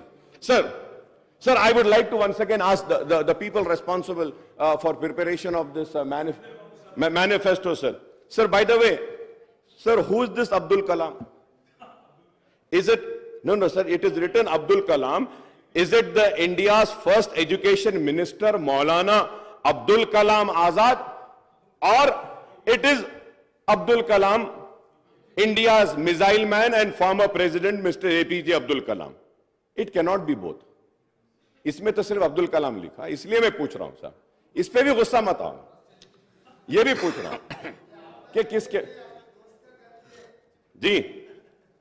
तो मैं ये पूछ रहा हूं, ये भाई ये manifesto आपका है भाई, सीएम साहब ये आपका है, आपके उसमें है, तो इसमें अब्दुल कलाम 2 है, तो मैं क्लैरिफिकेशन ले रहा हूं, मौलाना अब्दुल कलाम आजाद के नाम पे है या Abdul Kalam the missile man के नाम पे है? तो दोनों के नाम से, दोनों के नाम से जी। अच्छा, नहीं मैं पूछ रहा था साहब, पूछना है ना। Under the Mahalakshmi guarantee women are promise monthly financial assistance of rupees 2,500 per month, and that is 30,000 per annum, besides free travel in RTC buses, sir. Sir, when I talk about RTC buses, sir, honorable panel speaker, sir, so this is Telangana Road Transport Corporation 22-23 report, sir. And also I had raised a question, sir. अब इसमें लिखा हुआ है sir कि out of the 9,000 buses, 6,000 buses are old, 15 years old. और इसमें पूरा detail दिए साहब, कितने पुराने हैं, क्या है क्या नहीं। अब ये देखिए सर, ये 23-24, ये पेज ही नहीं है साहब इसमें। नहीं आपके दौर में हुआ सो है ये, सॉरी, आपके दौर में हुआ सो है। तो सर पैनल स्पीकर सर, मैं नई गवर्नमेंट से कहूंगा कि ऐसे डेलिबरेट omissions pages के नहीं होना चाहिए, because you had promised a transparent government. It has to be there. बहुत है सर, so many demands, बहुत सारे demands भी देखते हैं सर, demands में एक important page गायब हो जाता है, demands table नहीं होते, demands पे discussion होता है। तो I hope we have faced this. नहीं, I told you that we are going to play a role of a constructive opposition, and let me correct you, we have played a constructive role when the TRS was also there in the government. We have criticized the government, we have appreciated the government, We have rejected their wrongdoings, and we have praised the good doings which were for the people. We are going to play the same role. And at the same time, I'm happy that I'm happy that I saw today's newspapers in which Honorable Revant Reddy Saab has said, in the newspaper it has come कि MIM के साथ कोई alliance नहीं है भाई हमारा. हम अकेले थे, अकेले हैं, लड़ रहे थे, लड़ रहे हैं, लड़ते रहेंगे. क्योंकि बहुत सारे लोगों को ऑनरेबल पैनल स्पीकर साहब एक मीटिंग हुई, सीएम साहब बुलाए, थैंक यू सर, मूसी के लिए बुलाए, thank you so much sir, बुलाए, हम बैठे डिस्कस करे, लोग समझे कि अरे अलायंस हो गया, ये इनके करीब आ गए, ये इनके हो गए. देखिए मैं ये कहना चाहता हूं, वो हमारे रियासत के चीफ मिनिस्टर हैं, अवाम ने उनको मुंतखब किया है, ये कांग्रेस की हुकूमत में एतमाद का इजहार किया है, तो मैं अवामी नुमाइंदे की हैसियत से अपनी रियासत के चीफ मिनिस्टर से मिलना ही पड़ेगा. मिलते रहेंगे, काम कराते रहेंगे, क्योंकि हमको काम होना है. And to go further ahead, sir, we welcome the introduction of free bus ride for the women in TSRTC buses, sir. At the same time, sir, through you, sir, I would like to request the government to kindly take care of the auto rickshaw drivers. Auto rickshaw के drivers बहुत परेशान हैं, Uber and Ola वाले बहुत परेशान हैं. ख़वातीन को तो अच्छा मौका मिला कि बस में वो सफ़र कर रहे हैं, बहुत अच्छी बात है, लेकिन हमको इनका भी ख्याल करना चाहिए. क्योंकि आपने इलेक्शन मैनिफेस्टो में ऐलान किया था कि आप जितने चालानात हुए हैं, चालानात को भी आप माफ़ करेंगे, आधा माफ़ करेंगे. तो मैं आपसे रिक्वेस्ट करूंगा कि अहकामात जारी करिए कि जितने भी चालानात है उसको हम 50% वेव ऑफ करते हैं, और ऑटोज़ वालों को किस तरीके से हम मदद पहुंचा सकते हैं. वो कुछ पैसे भरते हैं रोड टैक्स का, इसका, अगर उसमें अगर उनको कुछ एग्जेम्पशन अगर कुछ देते हैं तो एक उनको भी एतमाद में लिए वैसा होगा. सर उसके साथ साथ जी नहीं, अब देते बोले थे साहब, आपके मैनिफेस्टो में बोले थे, आप अब देंगे बोल के बोले थे. केसीआर साहब अनाउंस करे थे कि हम गवर्नमेंट में अगर आएंगे तो ऑटो वालों को ये देंगे. It was announced. तो मैं चीफ मिनिस्टर साहब से रिक्वेस्ट करूंगा कि ऑटो वालों का भी थोड़ा सा अगर आप देखते हैं तो उनका भी थोड़ा अच्छा फायदा हो जाएगा. और इसके साथ ही साथ ऑनरेबल पैनल स्पीकर सर, मैं ये ज़रूर कहना चाहूँगा कि आउट ऑफ 9,000 6,000 तो पुराने बसेस है, और फिर नुकसान 2,000 करोड़ का है, तो ये पेट्रोल डीजल के लिए भी देना है. So there are many other things, sir, which I think in the next budget session I will go further ahead and discuss about this, sir. But as per my knowledge, sir, 12 crore का शायद नुकसान हो रहा है RTC को इससे. अब इसको हम कैसा करेंगे, इसका भी आप कुछ प्रोग्राम बनाइए sir. Sir and domestic gas cylinders के ताल्लुक से भी मैंने पहले ही कहा है और फिर से कहूंगा, और उम्मीद करता हूं कि आप करेंगे.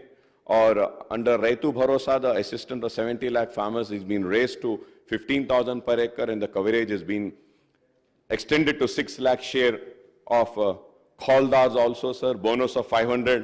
ये सारी चीजें हैं जो आप जानते हैं, मैं भी जानता हूं. क्रॉप लोन्स के बारे में भी आपने वेव करेंगे कहा. ₹2 lakh at one go would require 36,000 crores, sir. ₹30,000 crores towards loan amount and ₹6,000 crores towards interest. So 36,000 है. I hope that under Gruha Jyoti guarantee 200 unit of free electricity, a promise for all household.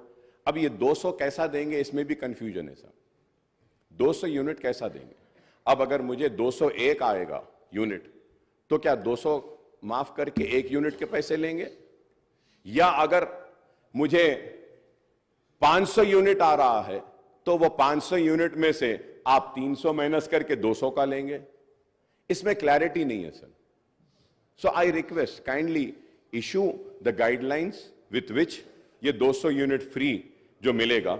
The power sector in the state, TS Genco, TS Transco and northern southern discoms are already saddled with huge losses of 50,275 crores and staggering debt of 81,516 crores. क्योंकि ये सिर्फ मैं newspapers में, honourable speaker sir, मैं newspapers में देख रहा था, हर कोई बोल रहे थे कि 50,000 का इसमें लॉसेस है, 80,000 के लॉसेस है कहें सर, लेकिन the thing is that कि we are already saddled with the huge losses of 50,275 crores and staggering depth of 81,516 crores, sir. Sir, under Indrama Indulu scheme, families not owning houses are promised a house site and a financial assistance rupees 5 lakhs for construction of houses, sir.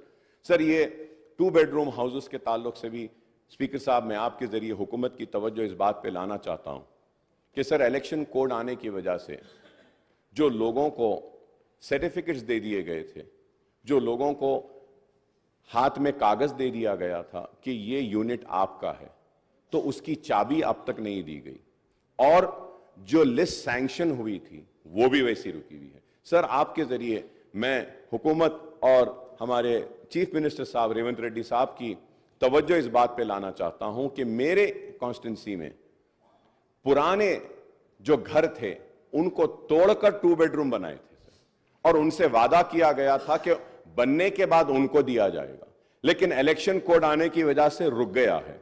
Kindly आपसे request है कि Hyderabad collector साहब को बोल के उसको clear करवा दीजिए, क्योंकि हमारे अश्योरेंस पे, हमारी जबान पे उन लोगों ने अपने घरों को खाली करके 2 बेडरूम बनाने की इजाजत दी। अगर उनको नहीं मिलेगा तो बड़ा प्रॉब्लम होगा। Honorable Speaker, sir, through you also very important issue I want to bring to the kind notice of the government is that, sir, under JNNURM, WAMBE scheme and other schemes, housing was taken up, sir. Right from Mr. Chandrababu Naidu was the chief minister then, से लेकर आज तक भी ये हो रहा है। वो घर जो है सो 20 साल 15 साल पुराने हो गए, बहुत खराब हो गए हैं। तो हमारी नुमाइंदगी पर HMDA से 100 करोड़ रुपए रिलीज हुए थे, वो 150 करोड़ रुपया पूरे शहर के JNNURM, वाम्बे और ये दूसरे हाउसिंग स्कीम के पुराने घरों के मेंटेनेंस वर्क के लिए। तो मैं आपके जरिए हुकूमत से रिक्वेस्ट करूंगा कि हैदराबाद और सिकंदराबाद के जितने पुराने घर हैं जो डिलैपिलेटेड कंडीशन में, जिसके लिए अमाउंट भी रिलीज हुआ है, kindly give instructions that these amounts are released to the contractors and the work can be taken up so that it will help the poorest of the poor people, sir. Sir, about SC/ST's promise assistance of 6 lakhs for construction of houses and for other it is 5 lakhs. I don't know why this difference, sir. SC/ST को आप 6 लाख देते बोले, यहाँ पे 5 लाख है। Lakhs of people, especially in towns and cities, do not own houses and live in rented houses, sir. तो मैं उम्मीद करता हूँ कि आप इस ताल्लुक से भी करेंगे, सर।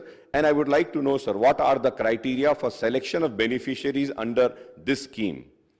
ये स्कीम युवा विकासम जो 5 लाख का है, उसके भी गाइडलाइंस सही नहीं आए, तो मैं उम्मीद करता हूं कि आप इसके बारे में भी कहेंगे। Under Cheyutha guarantee monthly pension amount is to be raised to ₹4,000 and all the beneficiaries, and it's huge increase in the allocation for this scheme, sir, for the disabled also. So we welcome the increase in the health insurance coverage under Arogyashri scheme of ₹10 lakh. Sir, once again, sir, Honorable Speaker, sir, when I talk about Arogyashri, sir, आप बोल दिए 10 लाख, आप मालूम कराइए साहब, क्या एक भी पेशेंट को अब तक आपके ऐलान के बाद क्या 10 लाख का बेनिफिट मिला? Guidelines have not been framed. GO is not been issued. Sir, the most important thing is that Rajshekhar Reddy साहब जब थे, जो राजीव आरोग्यश्री लाए थे, उस वक्त जो पैकेजेस बनाए थे, same amount is continuing, sir, same amount, sir, amount में इंक्रीज ही नहीं हुआ। Sir, you need to review this, see that. The reason I'm saying is that, sir, the private hospitals are not admitting any patient under Arogyashri because the rates are very low, sir. अब एक बात बोलता हूं, आप बुरा ना माने आप लोग, which is very important for the new government, sir. Sir, in all government hospitals, dialysis units are there. Sir, these dialysis units are being handed over to a third party, sir. And sir, like a private hospital is getting 1250, 1250 for one dialysis. Government hospital is getting 1,850 rupees And that 1,850 rupees, it is being paid to the third party, not to the government hospital. आप बताइए sir, ये तो गलत है ये. This is very wrong. आप वो third party को बेनिफिट दे रहे हैं, लेकिन प्राइवेट हॉस्पिटल्स को आप कम करके रखें. This needs to be corrected, sir. I hope that the government will make a note and do the necessary corrections. Cancer patient बहुत ज्यादा बढ़ रहे हैं, उनके लिए आप ये आरोग्यश्री का जो राजीव आरोग्यश्री का स्कीम जो है, इसमें कैंसर पेशेंट्स को दीजिए. And in dialysis also, sir, dialyzers are not provided, sir. The dialyzer, the pipes are not provided. And there is one investigation which is required for all the dialysis patients to check the creatinine levels.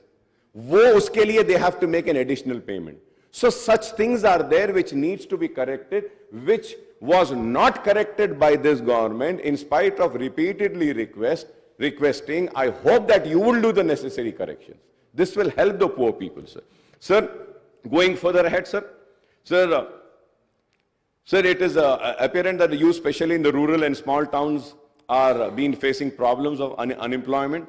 I welcome that के उन बेरोजगार नौजवानों के लिए भी आपने ऐलान किया है कि करेंगे.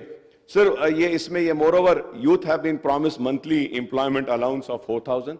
I would like to know कि when are we going to start this? Sir, क्योंकि बेरोजगारी का भत्ता देने का इन्होंने भी वादा किया था, लेकिन किया नहीं. Sir, as per my information, I might be wrong. It is subject to correction, sir. 42 lakh children have registered in an employment department or Telangana Public Service Commission. Sir, if we take 30 lakhs also, unemployed youth, तो हमको, sir, 1,200 crore महाना जरूरत पड़ेगी और हमको जरूरत पड़ेगी 14,400 करोड़ सालाना की. 14,400 crores yearly will be required. So I hope that क्या आप इस पर भी गौर करेंगे. For young women 18 years pursuing education, electric scooter का promise करे हैं. We welcome this. When we hope that कि ये promise भी fulfill होगी. So the issue of SC categorization into ABCD category has been hanging fire for over 2 decades now. Despite the effort of the successive government, the United AP and Telangana government to implement it in a letter and spirit, sir, unless constitutional amendments are moved by the central government to overcome the hurdles in implementing the categorization in selected state instead of entire country, this issue cannot be resolved, sir. Regarding the minority declaration, let me point out that most of the schemes and initiative included in this declaration are already under implementation in the states since Telangana came into being in June 2014, sir. The Congress has promised about Setwin, sir. I hope that कि सेटविन को आप मजबूत बनाएंगे, अच्छा बनाएंगे, ताकि unemployed youth को skill development का ट्रेनिंग का प्रोग्राम भी होगा. और मैं ये भी कहूँगा कि कांग्रेस के टाइम में ओल्ड सिटी में हम नेशनल एकेडमी ऑफ कंस्ट्रक्शन का एक सेंटर लाए थे. तो मैं आपसे रिक्वेस्ट करूँगा कि नेशनल एकेडमी ऑफ कंस्ट्रक्शन के सेंटर को माइनॉरिटी वेलफेयर डिपार्टमेंट से जोड़ दीजिए. तो at least minority welfare department can take up the skill development programme with collaboration with National Academy of Construction, sir. So you have also promised about additional funds to Khuli Qutub Shah, sir. And Khuli Qutub Shah has been given the responsibility by the TRS government, then TRS government, for the development of Charminar pedestrianization project. But it is still not yet completed. I would say it's in between, sir. मैं उम्मीद करता हूं कि आप उसको भी देखेंगे, sir. Sir, उसके साथ ही साथ, sir, मैं ये भी कहूँगा कि पुराने शहर में 100 bedded hospitals के लिए याकुतपुरा एसआरटी कॉलोनी में एक 100 बेडेड हॉस्पिटल सैंक्शन हुआ है. काइंडली आप उसका काम करा दीजिए. पालम रोड ओल्ड सिटी में एक दवाखाना मंजूर हुआ है, उसका भी काम वैसी है, उसको भी करा दीजिए. मेरी कॉन्स्टिट्यूंसी में बारकस में और बल्लागुड़े में एक 40 बेड एक 100 बेड हॉस्पिटल आया है, उसका भी अगर आप काम करा दिए तो बेहतर होगा. और इसके साथ ही साथ हैदराबाद की पहचान, हैदराबाद की शान में कहूंगा कि उस्मानिया हॉस्पिटल के लिए हम बार बार कह रहे हैं कि उसको भी आप हेरिटेज को बरकरार रखते हुए बनाइए, या जैसा भी बनाना है बनाइए, बहरहाल बनाइए. मैं उम्मीद करता हूं कि आप उस्मानिया हॉस्पिटल को लेंगे. उसके साथ ही साथ ऑनरेबल स्पीकर सर, आपके जरिए मैं हुकूमत की तवज्जो इस बात पे दिलाना चाहता हूं कि निजामिया तिबी कॉलेज जो मक्का मस्जिद के सामने है, It is the only medium of medical education in Urdu, sir. It has been neglected. The building is in dilapidated condition. I request the Honorable Health Minister Saab, Honorable Chief Minister Saab, kindly give us some time, sir. Let us go and visit that hospital and see that hospital, how a bad shape that hospital, that building is in, sir. So uske liye bhi 72 crore sanction hai. Agar uska tender bula ke agar contractor ko denge, तो वो hospital का भी काम मुकम्मल हो जाएगा sir. और इसके साथ ही साथ सर जीएचएमसी के बारे में मैं कहूँगा कि जीएचएमसी के जितने भी एरियाज में जो काम हुआ है, कॉन्ट्रैक्टर्स का अमाउंट नहीं दिया गया है सर. और ये बिन फ्री एक प्रोग्राम लाए थे हमारे, मेरे दोस्त लाए बिन फ्री. वो बिन तो उड़ गया लेकिन कचरा वहीं फेंकने लगे लोग. बिन नहीं है लेकिन कचरा तो वहां आ रहा है. तो सर मैं आपसे रिक्वेस्ट करूंगा, ये बिन फ्री क्या है इसको रिव्यू करिए. देखिए हर जगह पे कचरा आ रहा है. Sir we are for the development, we want development, we want the old city to be on par with new city. We want flyovers, we found underpasses, we want the metro train. I thank the Honorable Chief Minister Saab for other day when I was sitting with him, he had called for a meeting on आपकी दावत पे हम आए थे. लोग समझ रहे हैं कि हम आपके पास भाग के गए थे. भाई आप दावत दिए थे, आप बुलाए थे, हम आए थे. और आपने, मैं आपका शुक्रिया अदा करता हूं कि आपने कहा कि मेट्रो ट्रेन को जो पुराना रूट है उस पे लाएंगे और उसके साथ ही साथ आगे भी जो चंद्रायन गुट्टे से, sir I am concluding sir, आगे भी उसको चंद्रायन गुट्टे से एलबी नगर से लेते हुए इंटरनेशनल एयरपोर्ट को लेके जाकर वहां पे खत्म करेंगे बोले. इसके लिए भी मैं आपका शुक्रिया अदा करूंगा. सर मैं उम्मीद करता हूं कि आप जो है सो हम जितने भी मसाइल जो उठाए हैं इस पर भी आप गौर करेंगे. और एक सबसे बड़ा मसला है हैदराबाद मेट्रो वाटर वर्क्स और सीवरेज का. सर ये हैदराबाद को जो पानी आता है, जो पावर जो हैदराबाद मेट्रो वाटर यूज करती है, ऐलान किया गया हमारी नुमाइंदगी पर कि उसकी रेट को कम करेंगे, सब्सिडाइज रेट देंगे, लेकिन अब तक नहीं किया गया. जरा नहीं, ऑर्डर हुआ लेकिन हो रहा नहीं है साहब उसमें. तो मैं उम्मीद करूंगा कि आप उसके ऊपर भी आप गौर करेंगे और उस पर भी तवज्जो देंगे sir. Also sir, the Telangana government has been facing, sir, I'm concluding sir. So this is a state finances and financial implication of the scheme's initiative and hike proposed under Congress manifesto, sir. This is important since the Telangana government has been facing resource crunch and growing financial deficit due to tight fisted approach of the central government towards the state, sir. In the first 7 months of the current financial year, the total receipts of the Telangana government added up to rupees 1,33,174 crores, sir. That is 51.25%, sir. And the annual budget estimate and the total expenditure reached to rupees 1,22,553 crores. That is 51.58% of the budget estimate, sir. However, Honorable Speaker, sir, the state share of union taxes came to rupees 7,139 crores as against the budget estimate of rupees 14,528 crores, sir. The state had budgeted the grant in aid and contribution amount to be rupees 41,259 crores, but only rupees 3,836 crores were received from the central government during the 7 months period, sir.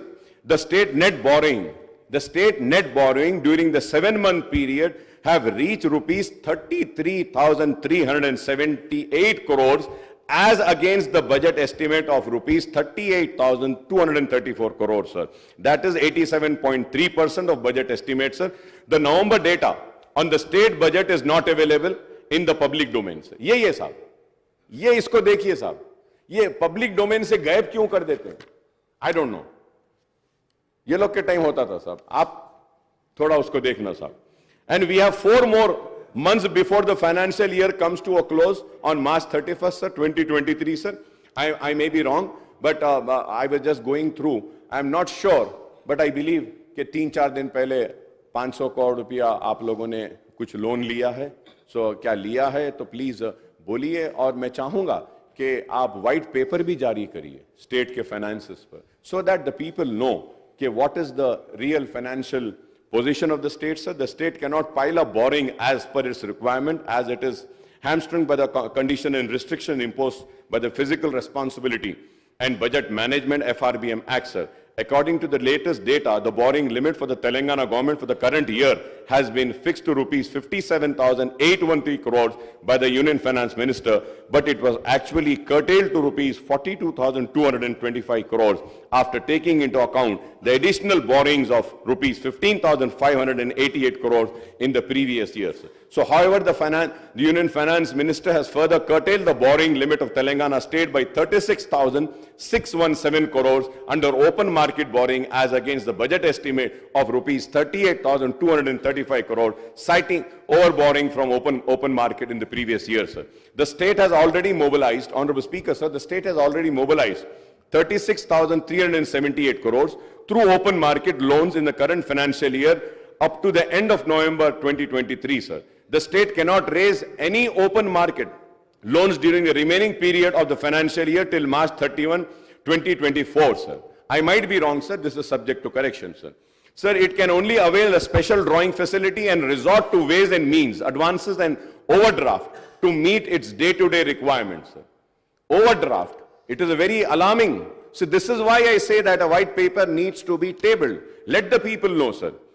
Sir, this is the grim financial scenario of the state at the Telangana government, and this is solely the result of policies and restraint imposed by the central government as well as the lesser central assistance by the way of grant in aid and devolution of central taxes. I would like to remind that I was the one person who is to always caution and say that devolution of funds, GST, आपको नुकसान होगा, लेकिन आप लोगों ने मेरी बात नहीं सुनी उस वक्त। मैंने बार बार कहा था, सीएम साहब, उस वक्त के सीएम साहब केसीआर साहब ने उठकर मुझसे कहा कि अकबर भाई आप बेफिक्र रहिए, हमारे स्टेट को पूरे पैसे आएंगे। लेकिन देखिए, हमारे स्टेट को पैसे नहीं आए, हमारे स्टेट का नुकसान हुआ और उस वजह से आज हमको मुसीबतें उठानी पड़ेगी। Sir, I wish my old colleague, my friend and my very close friend, I would say, Mr. Bhatti Saab, the Deputy Chief Minister Saab, Bhatti Vikrama Saab, who looks after the finances, my best wishes and best of luck with you, sir. And we are there for whatever support and assistance or help is needed, sir. Incidentally, a few days ago, Deputy CM Saab had released a booklet on Telangana economy and Telangana at a glance on the financial indicators of state during the financial year 22-23. Telangana gross state domestic product, GSDP, at current prices, 22-23 reached to rupees 13,13,391 crore with 16.3% growth, which was marked higher than India's growth of 16.1, sir. और उसके साथ ही साथ 2 दिन पहले हमारे हैदराबाद को भी एक अवार्ड मिला है